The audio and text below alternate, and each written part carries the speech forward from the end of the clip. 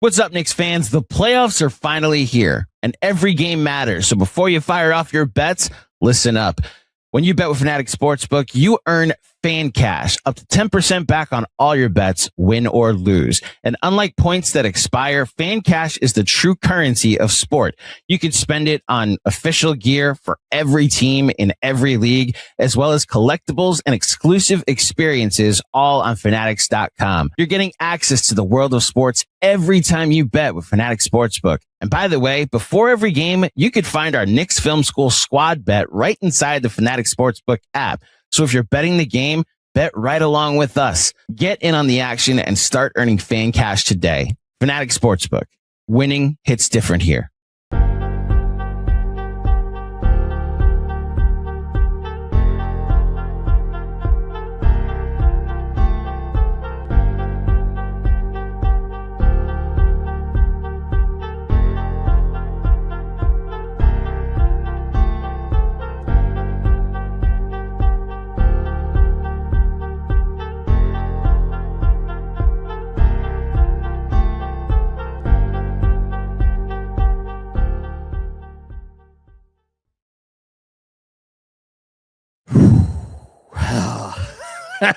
This is fucking fun. Welcome to the Knicks Film School Postgame Show presented by Fanatics Sportsbook. It is your boy, Jonathan Macri. I am here with Jeff Johnson. There's no opening soliloquy from me because Jeff, can we just praise this team? Can we praise this fucking basketball team? I'm sorry. I got one more game to go. It's not over yet. Not over yet. Still got to get one more. But could we just sit here for a minute and praise this team? I wish I could play an organ. I wish I knew how to play an organ right now and that I owned an organ, or maybe like a Casio that had organ settings. Noises, yeah. Yo, I've been a Knicks fan most of my life. I don't know who those guys are. I don't know if we're in an alternate reality where all of the so-called bad luck and same old Knicks and blah, blah, blah, blah, blah is going on. It feels as if somebody went into a fix this team generator and took every complaint that the consensus of fans had, entered it into the generator, pressed it to update the Knicks software. And this Knicks 3.0, they're looking like a championship team. They just handled business in a championship manner. We've been asking John. I said the Knicks are the best anime in the history of sports. This is the serious saga. We wanted to know how serious they could be. No OG. Cat has his worst game of the playoffs. 8 points, 3 of 8 from the field, in foul trouble for much of the game. Completely out of rhythm. And these guys still won by double digits comfortably. They had the Sixers tap out with 2 minutes to go in the fourth quarter of a series where they know if they go down 3-0, it's curtains. And they literally are making these guys give up. It's incredible to watch. I'll give you 2 more. OG, you mentioned OG out. Worth noting, arguably the best player in the Eastern Conference playoffs so far through however many games. The guy that stepped in the starting lineup for him, 3 points on 1 of 6 shooting. So it's not as if you directly got the replacement in the form of Deuce. Right, Deuce played well, don't get me wrong. I don't know if it was Nick who played poorly tonight, but it's not like you made up for it there. You mentioned Cat. And on top of all that, you spotted this team a 9-0 lead. And then they ended up winning going away. You said the C word, Jeff, and it's a C word that we have not tossed around very often. I mean, God knows there were years where there were many words tossed around. None of them were that C word. There were other C words tossed around. But even recently, it's like there's always a yeah, but. And that speaks to what you started with, where it's like this is a level of fan fiction, because for the last several years, it was always there was something that was a pebble in our shoe, right? And even tonight, when Sixers got off to that 9-0 lead, I was like, okay, it's fine. I wasn't expecting a win tonight anyway. This is the game the team loses and then you go and you win game 4 and you hopefully get a gentleman's sleep. Championship teams win this game. And I'm not saying that because they won tonight, like they're definitely going to win a championship. Like, you know me, everybody watching this knows me well enough to know I'm not going to sit here and make any sorts of proclamations because a lot of stuff could happen. But they are capable. Like, and anybody who's not taking them seriously now, I don't know what else they would have left to have to show at this point, you know? And we could get into the specifics of this game, but I am just the overall performance. And like, it was a combination of like, it was part workmanlike. It was part where you're dazzled at some of the skill level. I mean, we will talk about Jalen Brunson. And then just like the defense has gotten to a point where this is the same defense that we watched give up 130 some odd points to the freaking Pelicans at the end of December. And like, my Lord, and without their best defensive player, it is astounding. They have made the type of metamorphosis that you see over the course of seasons. You don't see this in season. There's few teams that go through that. Toronto is an example when they got Kawhi, but obviously they got a championship piece and he leveled up the whole team. This is a collective effort. We're watching the results of brick by brick, day in, day out. The trial and error experimentation that the Knicks have gone throughout the season. We are now seeing the fruits of their labor. Like, this is just what it is. We have complained. We've asked about strategies. We've seen their naders. We've seen their peaks. This was all in service of the greater good, which was the playoffs. We didn't know how it was going to turn out. No. Who knew that going down 1-2 to the Hawks after losing 2 one-point games would be the final spark that they needed to say enough is enough. And it's time for a change. And we are going to handle business because the time is now. The time is now. There's no other time. There's too much parity in the league. Anything can happen. We see the path. We can see the light at the end of the tunnel. And it's not a train. It's the Lombardi. So we need to go through it. We need to meet it and we need to run through the tape. Run through the tape. And that's what we're seeing. And above all else, and we'll get to the specifics. Yeah, we'll get into it in a sec. What we see, John. Yo, these motherfuckers know they're good. Oh, they do. And they know whoever's out on the other side can't mess with them whatsoever. And it's a different level of swag. You up it by looking at the fact that Jalen Brunson, Mikal Bridges, and Josh Hart put 2 more banners in Xfinity Mobile Arena than Embiid or Maxi have. That is their home. Mikal is from Philly. This is literally his home. And they're playing like they're comfortable. And if you needed any sense of how comfortable they were, Joel, you should have opened your purse a little bit wider because the Knicks fans took that trap over. Xfinity Square Garden is now in the building. I am so proud of these guys for not punting this game when it would have been easy to say, you got this one. They fought through everything, and we can get into it because they fought through a lot of bullshit. The Sixers made pushes in this game. Like, there were moments throughout the night where the Sixers made plays, where they got a few stops, where the one thing the Sixers did tonight pretty well. They turned the Knicks over and they capitalized on those turnovers. And all of those felt like kind of big for momentum. And like, look, there were obviously a lot of Knicks fans in the arena, but like they did get their crowd juiced up from time to time. And then you got to the fourth quarter. And look, part of this is the fact that Nick Nurse has a team where he has 6 guys or 7 guys, whatever you want to call it. And he's just, running these guys to the ground.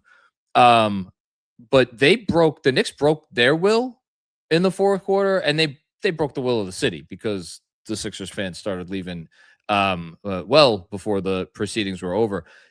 Just, we could say it, the Knicks are serious people.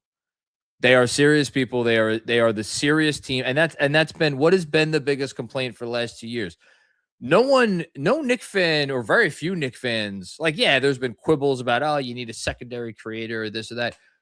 Nobody is sitting there over the last 2 years and being like, there's not enough talent on this team. No. It's the opposite. We have so much talent. Why isn't this better? Why isn't this more consistent? And so for them to now reach the level, and look, Brunson's probably the player. I think he's the player of the game just because some of the shot making was, it's Jalen Brunson. We could talk about Bridges potentially being a candidate for player of the game. We could talk about Landry Shamet potentially being a candidate for player of the game. Maybe even one or two other guys. The guy who I want to talk about first, Jeff, is Mike Brown. Ooh. Because look, to whom much is given, much is expected. He was handed a roster that made it to the Eastern Conference Finals last year. But with that comes all kinds of pressure. And in particular, when you take over a team from that guy, the guy that he took over from, it's not like you're taking over a team from a normal head coach. And I mean that with love. Yeah. You are like, there is no, whenever Tibbs coaches a team, it's like they embody him more than as much as any team embodies any coach. And so you are like partially like kind of digging up the foundation. If in certain respects. And man, imagine the confidence to be able to come in and be like, no, I'm going to do things my way. And it might piss some people off, and it might actually piss off some of the wrong people, but I'm going to do it anyway because I believe that at the end of the day, it will pay dividends. And I thought about that tonight as Karl Anthony Towns was not having a great offensive game and got into some foul troubles. And yet, who was there in the fourth quarter as a reliable defensive presence, completely bought in, completely locked in, was Karl Anthony Towns. And I thought about that tonight when I saw Landry Shamet come off the bench, who Mike Brown was Mike Brown's boy for the whole season. Mm-hmm. And then we got to playoff time, and it was like one game or two games, and it was like, sorry, man, what have you done for me lately? And not only did he not lose Landry Shamet came in and changed game 2, and he arguably changed this game right here. And I could just keep going on. We could talk about how Brunson has kind of bought in and found that mold, that meld between what he used to be and like what Mike Brown wants him to be. We could talk about Mikal Bridges and the resurgence he's having. We could talk up and down the roster. Just like, man, you want to talk about a team that's in command of its faculties? This is a coach that is in complete and total command of what he is doing and this roster. Yeah, bro. I see now what a lot of people saw when Mike Brown was hired. Yeah. And let's keep it real. He may not have been the first option or the second or the third. That doesn't mean he wasn't a good option. Yeah. And the way I equated it was, hey, y'all that got jobs, how do you know you were the first option? You really don't know unless somebody in the hiring manager or HR that's cool with you will tell you, yeah, you were our first person. You don't really know. You could have been the safety pick. Correct. That doesn't mean that you weren't good or qualified. That just means that they thought somebody else was better. But if you leave your place of employment better than when you left it, you would have done the same amount, the same type of job, the same level of success that they thought they were going to get. And in fact, from the number one candidate. And in fact, you may have surpassed what those other candidates could have done. I think Mike Brown, first of all, you got to give him credit. And it's going to sound stupid. Oh, well, he got $10 million to do X, Y, Z. There is a level of courage that it takes to take this job, following the guy that got them to the conference finals for the first time in a quarter century, knowing that the minute you step in here, anything short of finals is you're out of here, or you're going to suffer extreme scrutiny. He took it anyway, stuck through it. He went through his ups and downs. He said, I'm waiting for the downs because I want to see how my team responds. won the NBA Cup, which I know unless you're a soccer fan or you're fully bought into the NBA, y'all might not care about it, but understand this team has been training in elimination games and games with stakes this whole season. Even through the downs where we just thought the starting lineup, get them out of there. Yes. We need to do something different, like something different. I got to give him kudos for sticking with what he thought was going to work, because it would have been easy to switch it up. It would have been easy to try something up. And maybe there's a part of me that thinks maybe you probably should have tried, but clearly he knew something we didn't. And you're seeing, once again, the results from a systematic building of habits, and a system that's empowering the players to improvise and to understand the rule book, understand the playbook, and be able to process at a higher level, because they were freelancing for a lot of the regular season, so that they knew once you get to the playoffs and you're playing a team night in and night out, the same team over and over, all that strategy eventually goes out the window, and you just got to get a bucket and you got to figure it out. More importantly, they know all your plays. Yeah. So now when you're flexing and you're just reading, reacting to what's going on the court, John, I think that's my number one call with Mike Brown. Yo, these guys are countering counters. That it's intuitive. It's intuitive at this point. The offense is intuitive, and the defense might even be more intuitive than the offense. I'm so happy you brought up the starting lineup thing, because we kind of laughed about it at the time in terms of how he said it when he announced after Game 3, or ahead of Game 4, I should say, the Hawks series, where he was like, "I'm not telling you right now, but I'm telling you, whatever it is, it's my decision." I don't know who he was saying that to, but that was a pointed comment. And again, we kind of laughed at it at the time, especially coming off of a couple of games where he maybe did not have his best games. And that decision to keep Mikal Bridges in the starting lineup, like, again, they won by 14. So I don't know if this is fair to say. But I'm gonna say it anyway. I don't think they win tonight if he benched Mikal Bridges and you did not get back the Mikal Bridges that we know is in there, who was, I think, at worst, the second best player on the team tonight. And I think you could push back on that. Again, you're not getting these results. And that is, you talk about empowerment. Man, that doesn't happen without empowerment. But it's like, it's the best of both worlds, because we could sit here and we could toss out the platitudes and like the buzzwords that people talk about when they talk about teams. But there is an X's and O's, like what we are witnessing on the offensive end, what we are witnessing on the defensive end. These guys have been drilled, man. These guys are operating like a well-oiled machine. It is scary how, I keep going back to the defense because I just can't. I've never seen a team defend like this. And they did it tonight without the best player. Have. It just hasn't been a while. It's just been a while. The last time I saw a team defend like this, with this level of consistency, with these stakes, it was a different sport. We're talking back in the day. Yeah, that's what I'm saying. It's like, and even then, they were turning the clock back tonight. No, on one side of the court.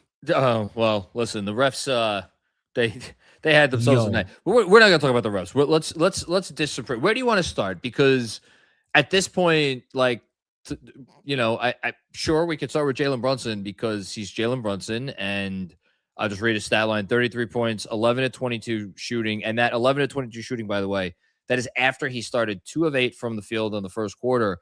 And that was actually the biggest reason why I was like, maybe it's just not our night, because Brunson was missing shots where you're like, man, bunnies, all of that. Easy stuff he makes in his sleep.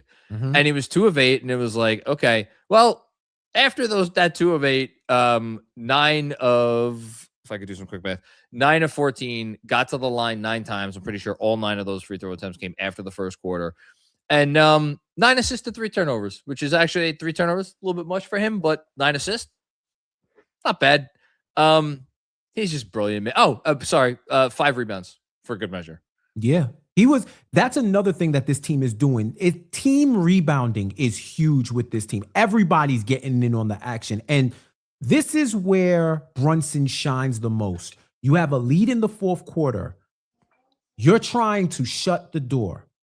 What is it that we've been talking about before, Macri, about the killer instinct? Do you guys got the killer instinct? Can you go for the head when it is time to go for the head? And Brunson is the guy who is the executioner. He was the one that was hitting those easy shots. They were starting to run those off-ball plays for him. So he didn't even have to really work on it. Now you get into a situation with the other team. You're up double digits. You can't go shot for shot with them. So now Brunson is going to go into Brunson mode, which kills the clock and gets a good shot.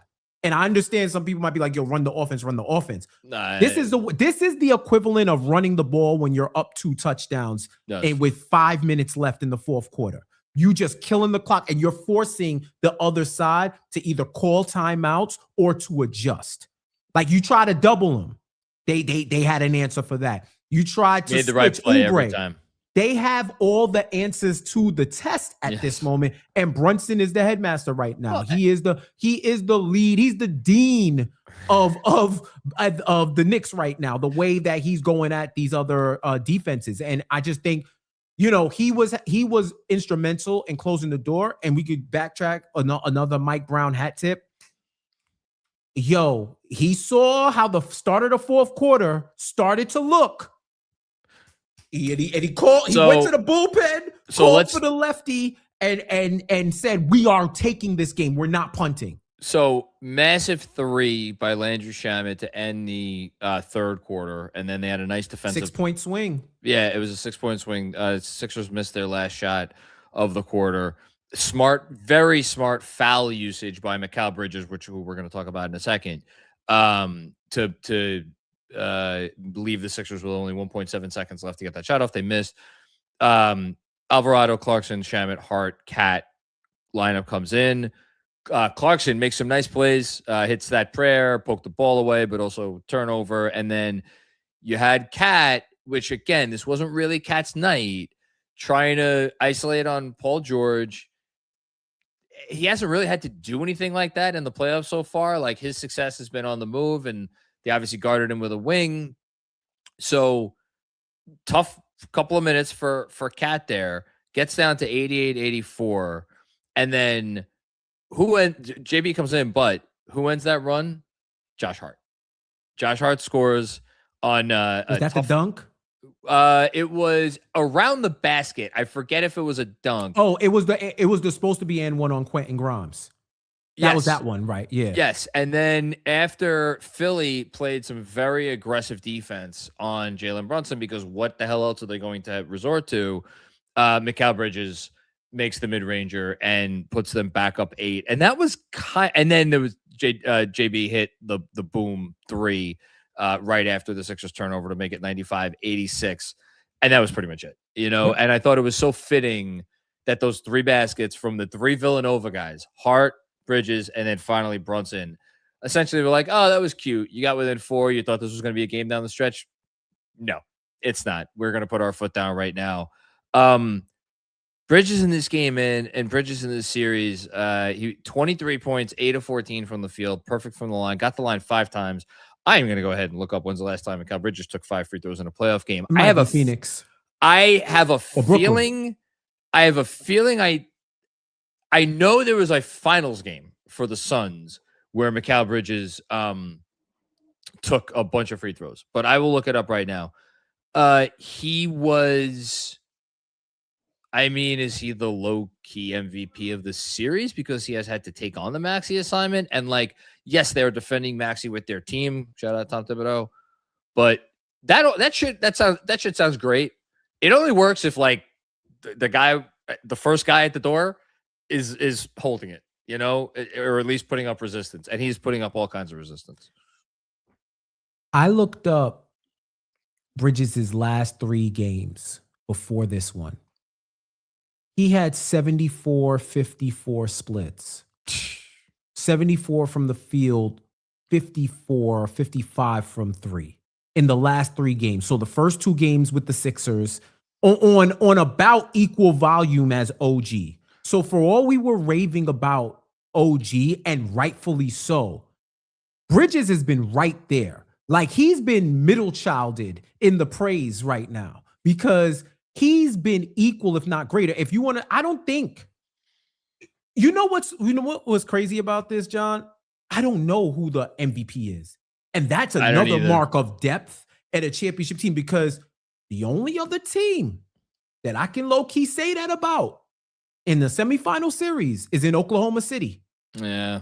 That's the only, and you think about it, there's similarities with the depth, with the makeups and stuff like that. There are similarities to it. Play different ways. You can play double big. They can play small. Exactly. They have a variety of ways. Yeah. And I think you have to have versatility in this NBA because, look, let's be honest. The Sixers get so much credit for taking that series from the Celtics.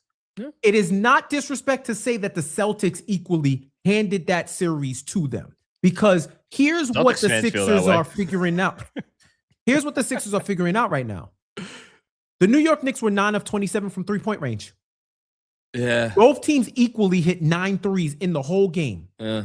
The reason why you didn't have a chance to get back in this one is because the Knicks were not 9 of 57 from three-point range. They are not going to bail you out with stupid shots. They are going to get the best shot available. And if after a while their threes are not falling, you got a guy like Brunson who could go get the bucket. You got a guy like McCall that's going to hit a mid-range. Josh at some point is going to disrupt. Cat is going to find somebody open for a high percentage shot or take one himself. They have so many ways that they can beat you in so many different facets. And then on top of that, when you pick your poison, it's hemlock on one side, it's a guillotine on another, and then you get Landry Shamet, which is just asphyxiation. I want to say so you mentioned the low. The Knicks have not taken a ton of threes in this postseason relative to how many they took in the regular season. That can be seen as a sign of weakness when with certain teams who they don't really want to take the threes. Like you can leave them open because deep down they'll take them, but they're not dying to take them. The Knicks want to their guys are comfortable taking threes. All of these guys are comfortable taking threes. They're just playing smart, where they're we know if we keep moving the ball around and we keep moving ourselves, starting to sound like Clyde, we're just yeah, there are times obviously we're going to put up threes, but we could get better shots. And by the way, shout out to you. You were right. Mikal Bridges took more than 5 free throws in the game twice in that Brooklyn series against this Philadelphia 76ers team. So good job by you. What was I just going to say? Cat, you mentioned Cat. I'll be very clear. He didn't shoot well. He played a good game. Defensively, he was. When we say worst, it's it's relative.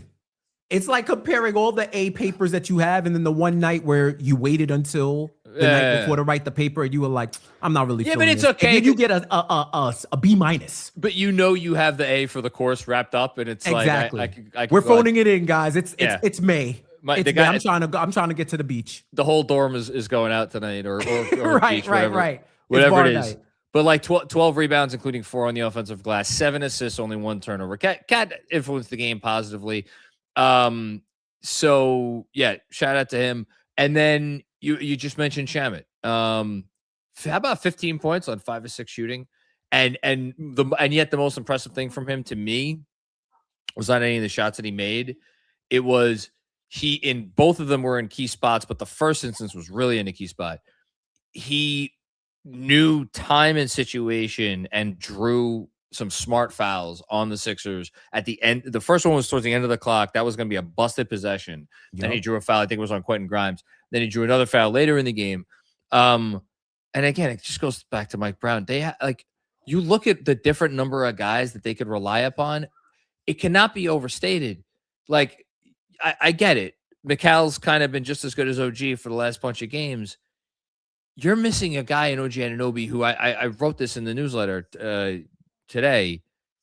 There's no one else like him specifically in terms of what he does. Irreplaceable. So he's irreplaceable. You can't fit that. That's a gap that it's all right, other people will have to do other stuff. You can't replicate what he does. He is a one-of-one force. The fact that they have other guys to go to where it's yeah, you knew OG wasn't out there tonight, and it definitely made their life harder. But at the same time, it's like you didn't feel his absence, maybe, and that is with no disrespect to him. Like, do you know what I'm trying to say here? No, it's a testament to this team picking him up that I didn't think about OG this whole game. I didn't either. I didn't either. I didn't think about OG. When Paul George started hitting some of them shots, I'm like, oh, okay. But then at the same time, he was hitting them when OG was there too. Yeah, but I mean, look, we called it on playoff hangover. It's first half P. It's first half P. You know what it is? It's like you hold it until the first half, you go to the bathroom, and then the second half, you got no more P left. Jeff, hold on. You're wrong. First quarter P. All 15 of his points tonight were in the first quarter. Bro.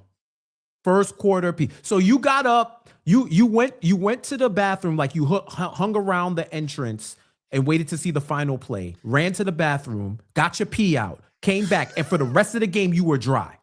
You didn't have nothing left in the tank, or it was enough to at least hold in, maybe a little tinkle, but you had nothing left. This was the Winter Soldier tonight. Like this, he is Bucky Barnes now. He's not even the Winter Soldier anymore. And there will be Sixers fans. Actually, I don't want to put myself in the minds of Sixers fans because I haven't had enough to drink to do that. But like, they'll be like, man, Tyrese Maxey, 8 of 12, efficient night. And we got the Kelly Oubre game, right? We got the Kelly Oubre game, 22 points. You look at those two together, their stat lines are like, that is the biggest testament to the Knicks game plan and execution, because the whole freaking series that's been like, okay, we're not going to let these guys beat us. And in particular, when it comes to Maxey, we're not going to let that guy beat us. And if Kelly Oubre is going to go and have a great game, and yeah, Kelly Oubre got 22 points on 7 of 16 shooting. It was an efficient game. It was a very nice game. He had a good game. He had a really good game. For the playoffs too, that was a good game. It was a very good game. And yet at the same time, I gave you an N yet. It was a quick one, but I gave you an N yet. Tyrese Maxey took 12 shots in the basketball game, did not get to the line once. They accomplished their goal. Wow. And yes, in accomplishing their goal, Kelly Oubre like made them pay in a way, but like anybody who has watched the Sixer team at all, it's like, what would you rather deal with? 22 from Oubre, the way he got them, and 17 on 12 shots from Maxey, or what Maxey did to the Knicks a year ago in Game 5, where he was the most unstoppable force on the court. You know, and because that changes how you defend. The Knicks at no point in time tonight ever needed to adjust how they were playing defense because it was working. And I just like, I don't know if we want to start to, well, before we start to look forward, anybody else, we haven't really talked about Josh Hart. So Josh had one of those Josh games where he persevered in spite of himself. Had some turnovers. Early on, it just felt like he was out of sorts, and him more than anybody. He had 4 turnovers in this one, right? I think he was. I mean, he didn't make a 3. He took, what did he take, 3 or 4? I'm not not even worried about his shooting at this point. It's the finger though, because he got an X-ray yesterday. He told reporters or he got an X-ray today, whatever it was. That's the offhand though. That's not his. It wasn't his right. You know that. Well, I'm always like, is that affecting him or whatever? Oh, I hear what you're saying. Yeah. It just feels like he was hesitant a little bit at first, and then the shot just didn't. I think he might have couldn't dribble as well as he usually can. He wasn't challenging Embiid. Yeah. So, but whatever. He still impacted the game. 12 points, 11 boards. He still. And here's the thing. You know, Josh could be like the operation guy, and he's still gonna play solid defense. We already know that, right? Like he's just like, yo, where's my rib? Pick it out real quick. I gotta guard Paul George. All right, put the rib back in, right? Like that's what it is. He wasn't missing this game. He is the warrior. He ain't gonna miss any games. You know, but it's like this was a one where he had to persevere, and I think, funny enough, him more than anybody was affected by the whistle. And we're not going to get into it, but it's just like it goes without saying that the Knicks overcame a lot. No OG. There were points, and I'm just a sprinkle, John, not too much, but sprinkle. I'm a salt bay it real quick. So Joel Embiid is the greatest luchador basketball player I have ever seen. Wow. This man will tope suicida into players and get foul calls. This man does hurricane ranas. He does sunset flips. He does Mexican destroyers. He does all of these moves. He is one of the greatest high-flying floppers we have seen in this sport. On the other side, he was able to break out 2x4s and hit everybody over the head with a Philly cheesesteak and not get a call. I understand. I'm somebody who I like no harm, no foul hoops. Just call it the same way. If we're not calling fouls, just don't call fouls. That first drive Cat had, he hit Cat 6 times. And on the other side, Cat touches his back. He falls to the floor. I've fallen and I can't get up. And it's a 4th foul on Cat. Yep. He needs to do that. This team needs to do that. And despite all of that, the Knicks as a collective kept their composure. So that Embiid, because he's a luchador, Embiid couldn't use his nefarious. You want to talk about dark arts? Embiid uses the dark hold. And some of the stuff that he does is unreal. That's not hoops to me. It's nasty hoops. It's unethical. And I hate that term, but it is. It's unethical hoops, bro. And they were still able to persevere. And one of the reasons why Mitchell Robinson. I was about to say I want to get to you led me right to it. But you want to know where all that got Embiid tonight? It got him 18 points on 17 shots, 5 assists, 3 turnovers, and 35 minutes of action. Joel Embiid, 6 rebounds, maybe not going to cut it. Just throwing that out there. You're the biggest guy out there. But whatever. That's not for me to judge. Let him keep shooting threes. Oh, and he got a poster for his trouble. Well, on that note, can we put it up? Are we allowed to put this one up? I think we can put it up. I like fine art. I love fine art. And you're not going to find finer art than this right here. If you're watching on the old YouTube channel, I think this deserves a like right here. My daughter just came to say hi. Isabel, look at her face. She's startled. She's startled very startled. What happened? She's incredibly with startled. She's startled. Yeah, no, I would be startled. Oh boy, she's very startled. But Jeff, do me a favor. I need you to wax poetic on Mitchell Robinson, the longest tenured Knick, by the way. Longest tenured Knick, because he wanted this matchup. He was excited about this matchup. He knew how this went down 2 years ago. And you want to talk about a guy who has absolutely come to play. I know he missed the last game, so we're only talking about 2 games as opposed to all 3. Like what Mitchell Robinson gave them tonight, and a moment that they needed it because Cat got obviously in foul trouble. Mm-hmm. It's my guy, man. It's Money Mitch. Listen, I'm a shout out. I'm a have a round of shout outs. First off, shout out to Andrew Claudio, our very own, who made the astute observation that the same hoop in which Embiid pulled Mitch's leg and effectively ended his season is the same hoop where he got hung in the Louvre. Okay? Art but make it sports is already on it. It is fine art. You could hang that in a cathedral. That's how crazy it looks. And I was so happy. I was so happy for Mitch because that had to feel cathartic. And then of course we go back down the court. Embiid hits Mitch with a 619 and they call a blocking foul on Mitch, right? Yeah, it's ridiculous. I'm telling you, he should wear the Rey Mysterio mask when he hoops, man. Like at this point, enough is enough. But this is what I want to say about Mitch. Mitch was drafted 2018. Fact check. He was, yes. Andrew, I know. Yeah, no, he was drafted 2018.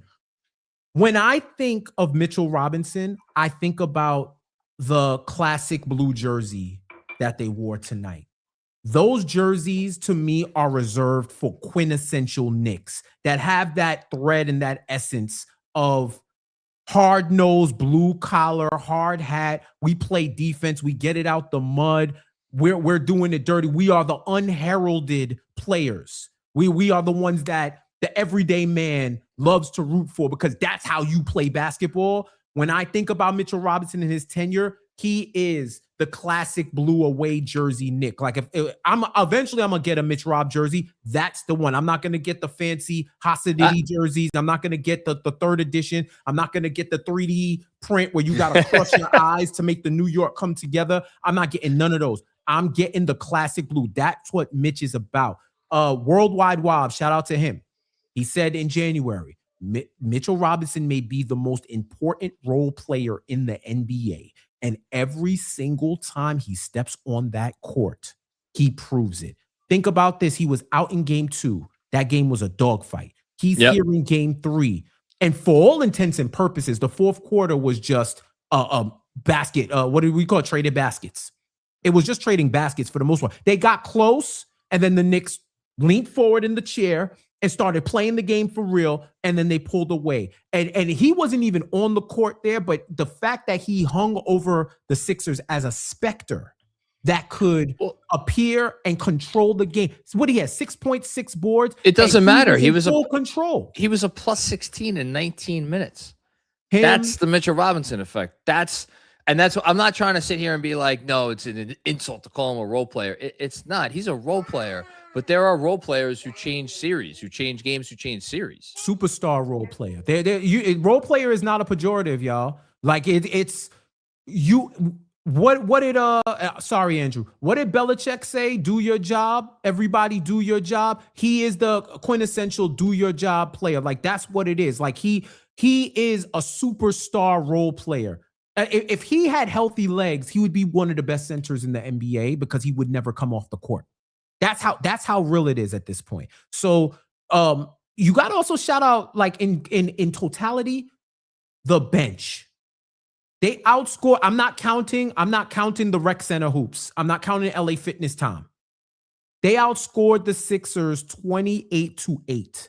And those 8 were 2 fourth quarter jumpers, threes from Quentin Grimes, who all of a sudden awoke because he's like, well, Paul George ain't hitting shots. Y'all seen that bullshit he put up in game 2. Let me handle something. And Dominic Barlow with like a dunk or something. That was it. And it was all in the fourth quarter. This bench proved that the Knicks have one of the deepest rosters in the league. And just because you have bodies doesn't mean you're deep. They have to be players who are also effective, that can come in at any moment and there's no drop off. And that's what the Knicks are showing. Business-like, surgical hoops. I love to see it, man. The only relevant bench points I'm pretty sure the Barlow 2 came after the game was over. The only relevant bench points of the game, I think, were Grimes' 6. Were the two Grimes threes. But like for the Knicks, obviously had the 15 from Shamet, Jose Alvarado's 3, which I believe came early in the second quarter as the Knicks were really flipping the momentum in the game. That felt big in the moment. Mitchell Robinson obviously had a 6. Shout out, Mitch, making half your free throws. Keep doing that. You're gonna prevent people from doing that strategy. And then I mentioned Jordan Clarkson as well. So it's just a deep team. It's a deep team. It's a real team. I'm gonna sit here and we'll go through all the super chats and we'll sing their praises for the rest of the night. Before I let you go, though, looking forward, series is actually not over yet. No, I don't know. They don't call it in 3 games, although they probably should when a team goes up 3-0. You wouldn't know it from watching the Sixers. Yeah, I think they're broken, bro. And I'm not talking shit. I'm not projecting. I'll say this. I think those guys are going to fight in game 4. I think they will, too. I think they're going to fight, but they've tried everything. If you're the Knicks, I'll just ask you one question. Do you play OG? No.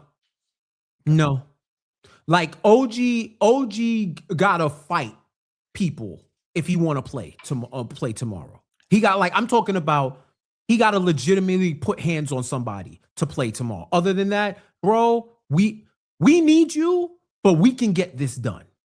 If we don't get it done on Sunday, we'll see you on Tuesday. But we can get this done, brother. We trust me. Nobody want to see OG hoop more than me. I'm just hoping he puts some Tiger Balm on it and let's run. And I just want him to continue to ascend and to make contributions. But at this point, like, John, let's break it down real quick. What are the Sixers gonna do? Game 1, you had Embiid.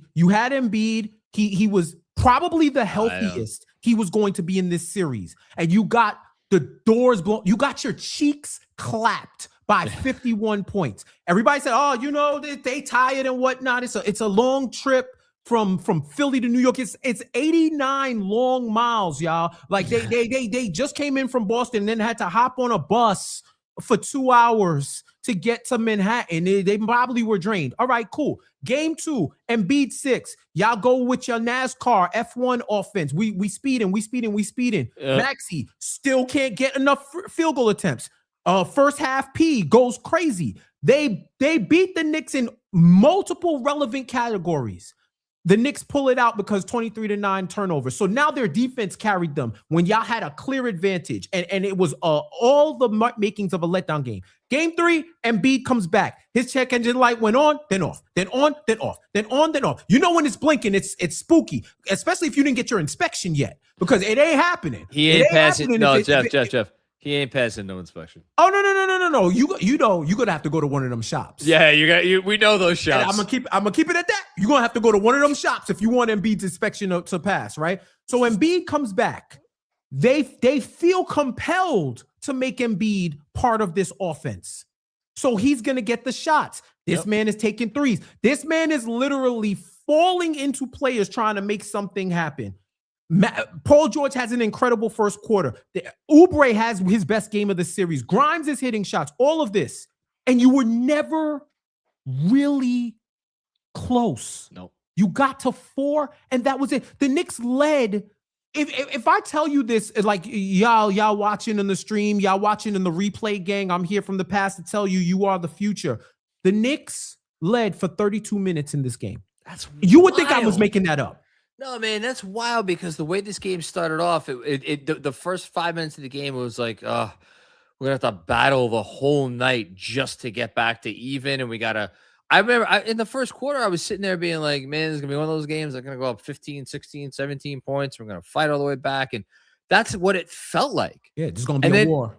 And then before you know it, it was the beginning of the second quarter. It's like, oh, they're winning. And now they're winning by 5. Another winning by 10, and that's what good teams do, man. So we thought this was the Alamo, but this is ending up looking like Juneteenth. Oh my god! Because the war been over. The war been over for a few years, and we gotta send somebody to Galveston to let the Sixers know, hey, you know what y'all doing over here? We've outlawed that. General Lee, he said no mas. I'm sorry, guys. You had a good run. Someone else is going to have to get that cotton for you. Oh, no. It's just what it is.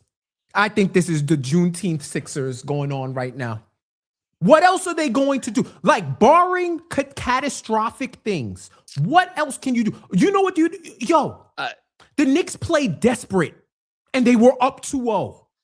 They want souls. They want souls. Jeff. These guys are hungry. They are like millionaire rappers who still want to chart at the top of the chart. They still want to go 8 times platinum, 9 times platinum, and they're not settling. They spotted him 9 points. They spotted him 9 points off the bat. And they didn't even break 100 again. What are we supposed to say at this point, y'all? What are we supposed to say? I'm sure Philly fans are saying stuff. Yo, super chats, regular chats, Eddie chats. Please tell me if I'm wilding. Tell me what else am I supposed to believe? What am I supposed to believe after this? This was the Sixers that were supposed to win in 6. These were the Sixers that were more talented than the Knicks. These are the Sixers where Jalen Brunson is the 4th fucking best player in the series. This is what y'all told me. And y'all told me fucking lies. That's what you told me. And at this point, NBA, stop lying to yourself. Enough is enough. We need to talk hoops again. not narratives, not fan fiction, not analytical porn. We need to talk basketball again. You see it with your eyes. Now it's time for you to believe. Now it's time for you to believe. Enough is enough. Enough with the disrespect. Y'all see people who are saying this bullshit? Don't amplify it. Just know they don't know ball. They don't know ball. And now they're going to come back hat in hand. Your Knickerbockers. Your Knickerbockers, sir. Knickerbockers, sir. We were mistaken. We were blinded by the faith of Paul George and Embiid. 1,000 pardons, my lords. We know you are now serious contenders. That's what it is at this point. That's what it is. Like, what else is there to say, John? There was only one more thing left to say, and it's actually breaking news, which I'm happy to break on this pod. I don't usually do the news breaking stuff much anymore, but this is. I mean, I can confirm it, so I will get it out there. Tim Bontemps' prediction of Sixers in 6 actually cannot come true now. It is not possible. Damn. So it's been ruled out for the rest of the season. It has been ruled, and it is out. It was questionable, and then it got moved to doubtful, and now it is out. Yes, a crushing blow to the Knicks for Clicks industrial complex, as they now will have to find another head of Hydra to grow in its place. They have a deeper bench than the Sixers. I'll say that. Oh no, they're the deepest bench in the history of media. They are the deepest bench. We might be part of the deep state and not even know it. It's very mysterious. Okay, I don't got anything else. Mysterious. The work is mysterious. That's what.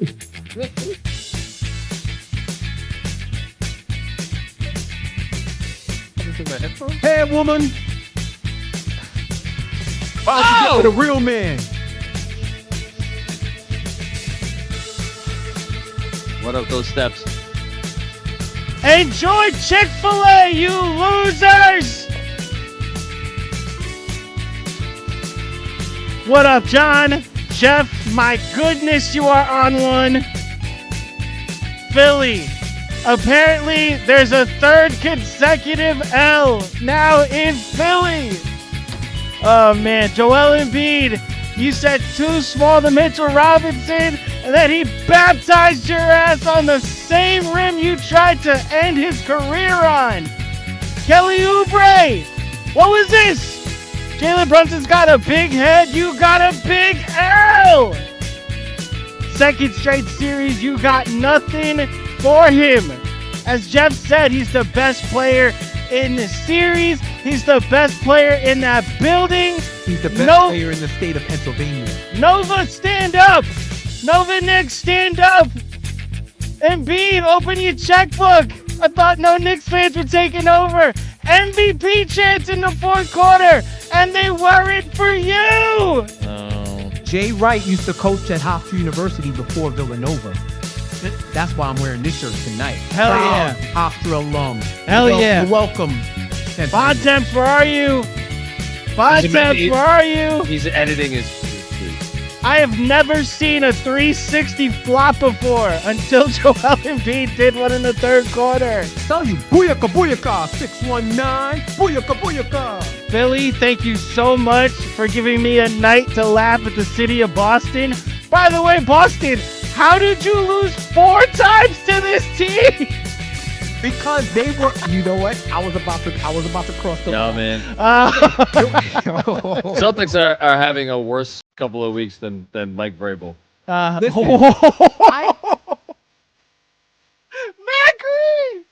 Oh no! Downtown. Oh man. Hey, but look, there's only difference. At least the Celtics tell you that they shoot their shot. They don't Exactly. talk about it. Exactly. That's the only difference. I gotta give them that credit. They will shoot their shot, and you will know. They're designing the shot. Over again. They're designing the shot variance banner as we speak. They're gonna raise it on opening night. Burn all Excel spreadsheets in New England. Hang your abacuses at half-mast.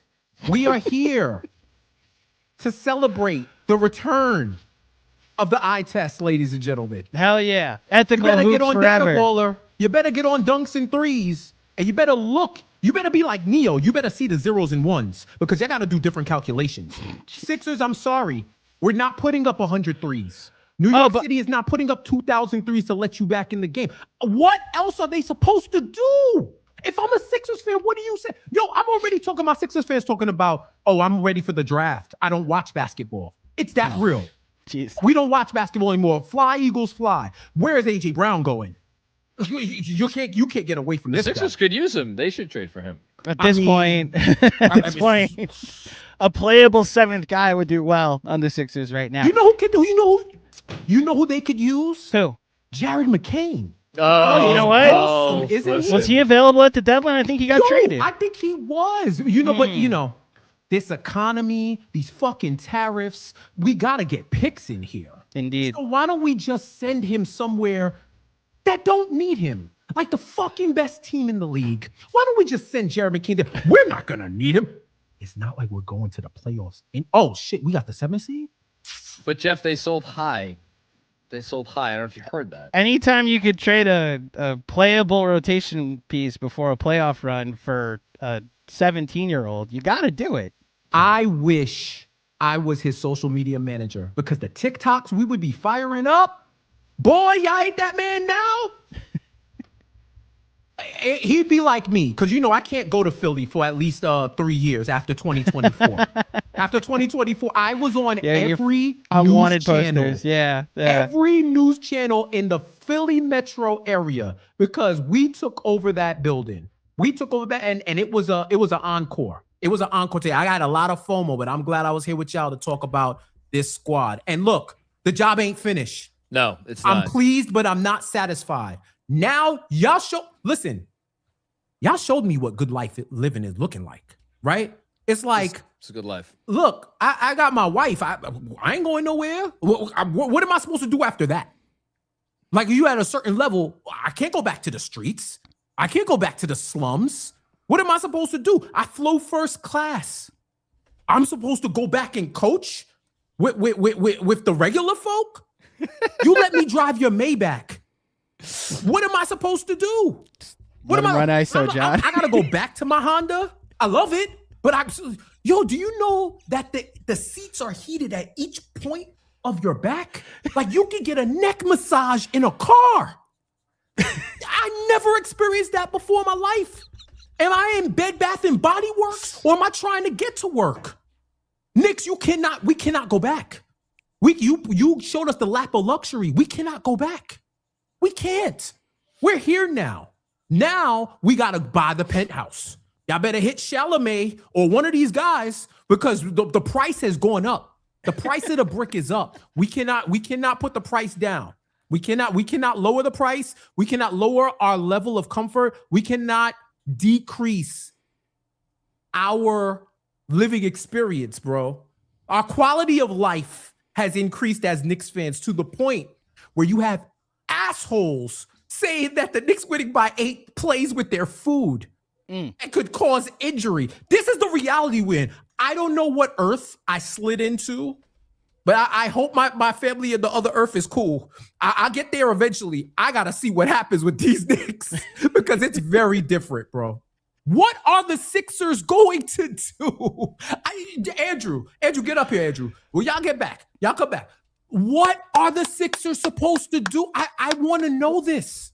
What they're going to do, what they're supposed to do is what that city and what that franchise of basketball fans, or what that city of basketball fans and that franchise has done for the entirety of my life. They're going to lose.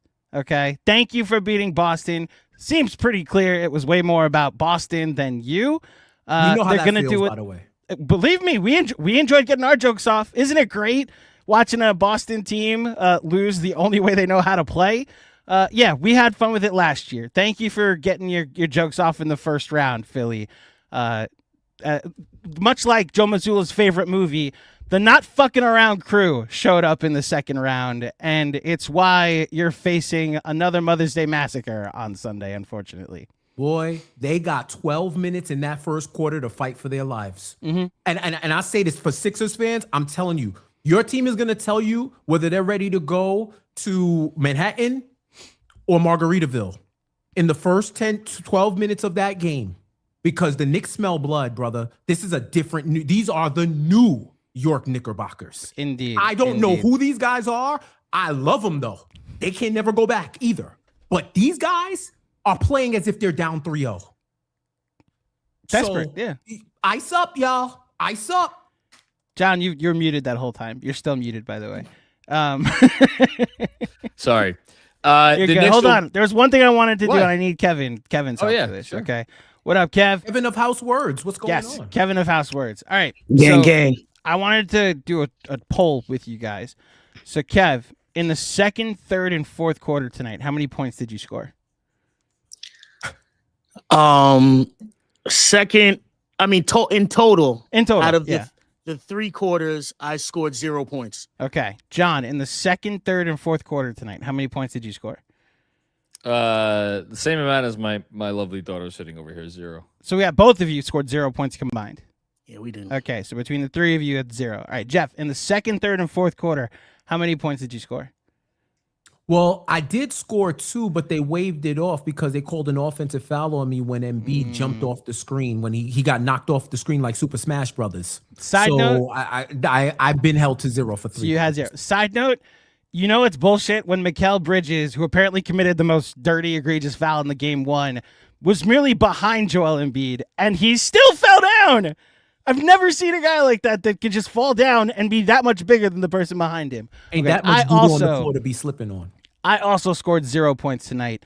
The 5 of us, with Izzy factored in, and Paul George combined for the same number of points after the first quarter tonight. Shout out to Playoff P, and shout out to the very moronic takes out of Philly that the Sixers had the best wing in the series. I hope you enjoyed that first quarter and that heater from 3. Apparently, with our second best wing, we were still able to outplay you. Don't wait until the series is over and I can do a collection of how many wins all of us have combined in the second round, in the third round, which would be more than Joel Embiid. Real quick for y'all, because I know it's about this time to say sayonara. Landry Shamet was drafted by the Philadelphia 76ers. Yes, he was. In the same draft as one Mitchell Robinson. Yep. They traded him his rookie year. They traded him after he had a nice start to the season to the Clippers, and that was in the Tobias Harris trade, if I recall correctly. Our old friend Tobias Harris. And payback is a bitch, y'all. Yeah, shout out Long Island. Yeah. Speaking of that draft, by the way, you know who else they drafted in that draft and then traded him on draft night? That'd be one Mikal Bridges, who seemed to love his homecoming tonight. Yeah, his mom worked for the team. Worked for the team. They had his and they were like, "No, ESPN, we're good, man." Have you ever done anything for the city of Philadelphia, Mikal? Is there banners hanging here? Have you hung more banners than Joel Embiid in Wells Fargo Arena? He said, "I'm so happy he could stay home and da da da da." No, we have a trade announced. Enjoy Phoenix. Listen, what you mean? What you mean going to Phoenix? Let me call somebody. Let me make some calls. Darryl? Jeff, virtuoso performance from you tonight. Appreciate you. I appreciate. I just want to know what they're supposed to do. I had to channel Sixers fans, like for real. Like what? I can't even be mad at Nick Nurse, bro. No. I can't. Who the fuck is he supposed to play? Is this what the other side of the team? If they're blaming the coach, man, it is. Yeah, it is, right? If they're blaming the coach, work out there for 30 minutes. Yes. Dom Barlow. Justin Edwards is just collecting dust. Dalen Terry. Yeah. Yo, Dominic Barlow is good though, y'all. I like quietly. So I will say there was a stretch in this game in the second quarter where he got put in, where he had 4 fouls. Oh, excuse me, he had 4 minutes. He was a -5 and had 2 fouls. And then Adem Bona in his 2 minutes had 1 foul. And it's like, so you guys combined scored 0 points and had 3 fouls in your 5 minutes or a -6. I'm with you, Nick Nurse. What is he supposed to do? And look, can I just have one serious moment? We're laughing at the city of Philadelphia. You know, I wake up with the desire to laugh at the city of Philadelphia. Apparently, when they were holding a moment of silence before the game for Nick Nurse's brother, a Knicks fan, a moronic Knicks fan, shouted out, "Let's go Knicks," during said moment of silence.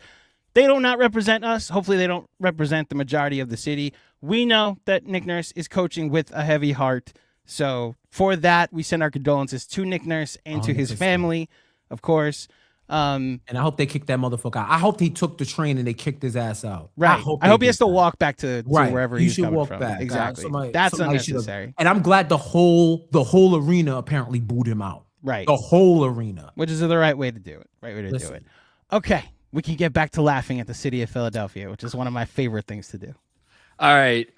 Jeff, you're the man. I look forward to the next time we get to talk about basketball, which will not be too long. Because we get to do that a lot nowadays. Hey, look, we might have a few off days, brother. So I hope so. I was telling John really during the nice. watch along, which by the way, I need to recommend the watch along, the rewatch to everybody.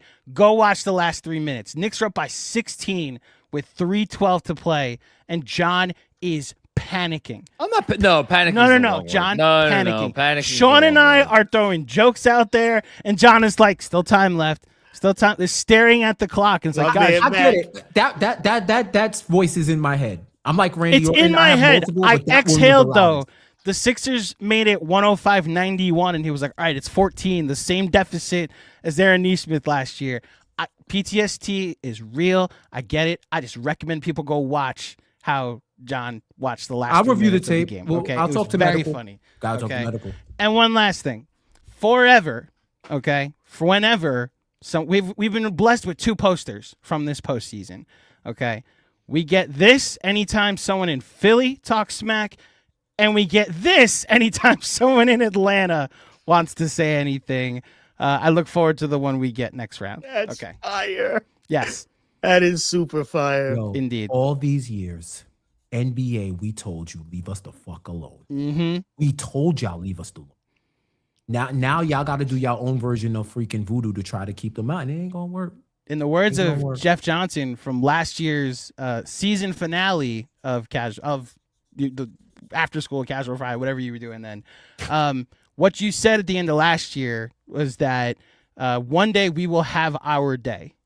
And when we have that day, it will be the worst day for everybody else. It's going to be the series finale of the NBA. Possibly the series finale of New York City. I hope it's not, but I have to be real. Listen, our mayor was asked straight up, what are you going to do? And his face, he knows. He said, shrug. That's all you can do. I don't know. That's all you could do, bro. But rebuild. One step at a time, one foot in front of the other. Let's get these motherfuckers out of here. Let's get them out of here. Let's assert ourselves for a change. Let's put the pressure on the other side of the bracket. You better get out of yours as quickly as we about to get out of ours. Indeed. And the Joel Embiid watch is officially on because that game is at 3:30. He don't even got 48 hours. He got like 36. Nope. So, I don't know, y'all. Jeff, bravo. We'll see if he shows up. Well done by you, Jeff. Thank you very much. Thank y'all. Appreciate you. Of course. And now, Andrew, we got a little business squad bets? We have an apology to issue to our good friends at Fanatics Sportsbook. So I'm just going to say it. Ooh, look how beautiful this poster is. We're in a bit of a cold streak. We look like the Philadelphia 76ers after playing 47 minutes. So the Knicks keep winning, so it has the inverse effect. Shout out to our friends at Fanatics Sportsbook.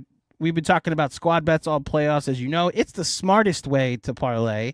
What you do is you pick a category, a stat category, and a target, and 3 to 6 players are allowed to, you can put in a parlay, and the whole squad just has to hit this target.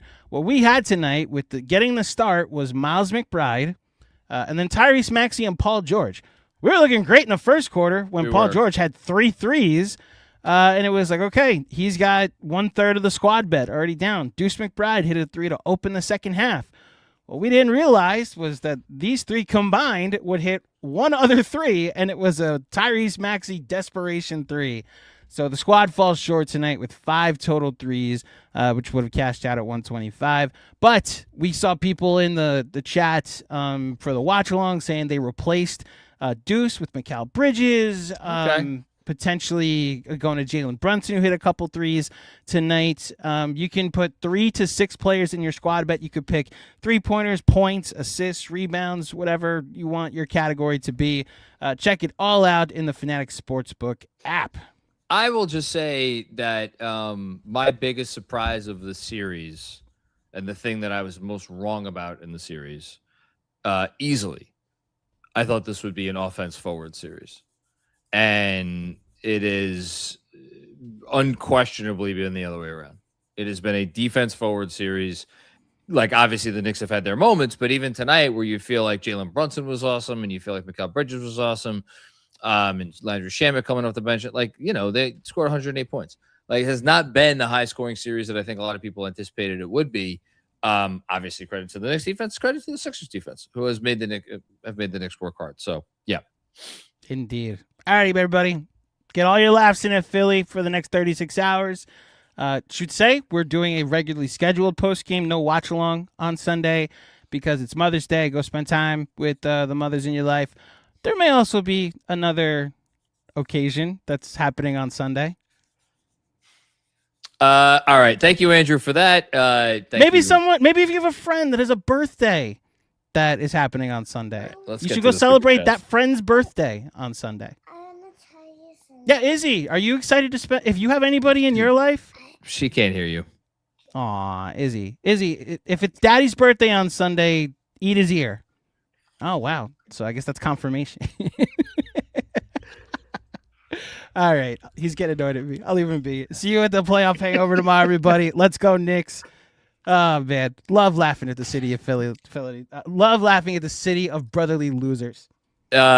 Thank you, Andrew. Playoff hangover tomorrow. I believe we're tentatively scheduled for 12:30. So we will, and those are good because it gives us a chance to react to the stuff that's coming out and quotes and different things that are coming out after the game that we don't get a chance to do because we are live. Shout out to everybody watching. Shout out to everybody who joined the watch along. Shout out to Jeff, Andrew, Kevin. Shout out to Spider-Man Across the Spider-Verse, which is currently keeping my daughter very happy. Funny enough, though, she doesn't like to watch the beginning of the game of the movie with Spider-Gwen. She wants me to fast forward to the part with the whole guy. That's what she calls him, the whole guy. Why don't you like Spider-Gwen? She's a girl superhero. These kids are weird. You don't like that. Okay. Very excited to take on the Super Chats. And I will just, before we do, I will, not to pour cold water or anything, but, the Knicks still have a game to win. So, I'm obviously thrilled tonight. Obviously very, very happy with the performance. Very, very happy to be up 3-0. I fully expect them to come out on Sunday and play a great game and force the Sixers to play their best game of the season to extend Philadelphia's season. But we will, celebratory game tonight or celebratory post game tonight for sure. But one more to go, and let's not forget that fact. All right, let's get to it. We start with Robert Cross. I don't know when this was sent. Could have been sent in the first quarter. It could have been sent in the fourth quarter. Hold on. Loser Embiid questionable. Forever loser Embiid questionable. Loser. Thank you very much for starting us off, Robert. I just missed the part where I wanted to see. I see it. I could see it. Don't worry. I got it. I could see. My daughter's upset that I missed the part that she wanted me to see. Thank you, Robert. Anthony Sixto, what's going on, Anthony? 2 unrelated thoughts. 1, the level of focus, resilience, and grit to be Landry Shamet tonight. Everything he has endured during his Knicks tenure is crazy. 2, sit OG for game 4, right? Hashtag 7 down, 9 to go. I think we already talked about the OG part of it. I think it's the smart move to sit him. But again, it's like one of those things where if medical looks at it and is like, yeah, he's fine. Like, do you just sit him or do you play him? It's okay. And then as far as Landry Shamet, I keep coming back to Shamet, and I think in so many ways, like when I think of the embodiment of this team, like I think of different guys. I think of Mitchell Robinson because he's been here for so long and everything he's had to overcome. I think of Karl-Anthony Towns in a lot of ways for some probably obvious reasons. But I always come back to Landry Shamet. I always come back to a guy who is a career role player who has always been better in theory than in actuality. Had a moment last year, had an opportunity last year, but not really, and not until it was too little too late. And then to have Mike Brown like just fully buy in and believe in him and him always staying ready and the injuries he's overcome and the whole thing. It's just exceptional stuff from Landry Shamet. Exceptional stuff across the board. Daddy, I'm not doing anymore. Okay. Why don't you go lay down and watch the movie? Thanks, Anthony. JDM, what's going on, JDM? Paul George, you. This is not nice. Or Guangdong, did I pronounce that correct? Tiger next year. Thank you. Can I show this to the people? It's very pretty. There we go. It's a nice heart. Did a very nice job. All right. Paul George, look, he has made his contract not the worst contract in the NBA. So shout out to him. I think Joel Embiid might have that title now, though. But it's nice that Paul George has many points after the first quarter as all of us. Iceman Sham, what's going on, Iceman? Someone put that Embiid poster on a T-shirt. Excuse me, Iceman. It's a Mitchell Robinson poster. Slight correction. Daddy. You gotta be quiet. Daddy. Okay, you got. I have to tell you something. Okay, sorry. My daughter has to tell us something. Yes. What do you want to tell us, Sissy? I want to tell you something. What? I want you to sit on the couch. You want me to sit on the couch? All right. How about this? How about I finish what I'm doing and then I'll come sit on the couch with you, okay? No. Yeah. No. Yeah, and then I'm going to come lay down with you. I promise. Okay. I'll be right over. Lay down and watch Spider-Man. Yeah, but Maddie's waiting for you. Thanks, Iceman Sham. Robert Cross, first time, long time. It's your boy, John. Reminder that Kev Words and I are in good shape. Hashtag 53 wins. Oh, yeah, because you guys both predicted Knicks in 5. Guess what I predicted? Knicks at 7. How am I looking? Not great. Thanks, Robert. Adam Noble. What's going on, Adam? Here, lay down here. With the benefit of hindsight, I think the Sixers made a big mistake trading Mikal. Didn't they get... They got like a Suns pick, or was it the Lakers pick or something? I forget what they got, but it was like, I remember that trade the night it happened, and it was notable because McCall's was from Philly, and was like, really? How could they? Hold on, I'm looking it up right now. Oh, yes, it was. That's one first one draft pick. Trey Mann. Hold on, I'm looking it up right. The pick ended up becoming Trey Mann. Was it a Heat pick? Whatever it was, it ended up being a very stupid trade. Thanks, Adam. Rob Delusman, what's going on, Rob? JM, I love Landry Shamet, and I'm not ashamed to admit it one bit. You shouldn't be. And hashtag let's fucking go next. Landry Shamet's been a guy that I've enjoyed very much for last year. It got a little dicey. I was a little, I wasn't the only one who was down on him. There were some other people who were down on him too. But I always thought he represented himself well. It's just the shots didn't go in well enough or often enough. And now they are. And I had no doubt that if he was called upon in this game, it's just why I thought he would get the start. And I was legitimately surprised it was Deuce over him. Turns out, worked out just fine. Thanks, Rob. Stevens Guillaume, what's going on, Stevens? Pack these bums up, Knicks in 4. Let's hope so. I'm getting to watch the game on Sunday with my mom. We haven't gotten to watch a game together since the Detroit debacle, the first game after the All-Star break. Pretty sure. Yeah, that's the last game we got to watch together. So I would very much like Sunday's result to be different than that game. Thanks, Stevens. Robert Cross, first time, long time. It's your boy, John. A reminder of the hashtag 53 wins vision of a title this year. 53 years after our last championship in my 53rd year, hashtag 53 wins. I hope all of those things come true. Robert, I would very much like for you and the Knicks to raise a banner. And yes, I'm expecting you to raise a very small banner in your house. Thanks, Robert. Iceman Sham with another one. I love Landry Shamet. It's crazy how Shamet and Clarkson evolved their game since becoming Knicks. I'm going to push back on that only in this sense. Clarkson, 1,000%. We've talked about this. I don't know that we have seen a player this deep into their career change so drastically as Landry Shamet has changed this year. Clarkson. I meant Clarkson. Shamet, it's more just making good on the promise of what he always was, because I think he always kind of had this in him in theory, and it's finally just all coming to fruition. And that's absolutely great to see, because the Knicks need him. They need everybody. It does really take everybody. Just for anybody who may not, like, 39% on threes this year on 5.2 attempts a game.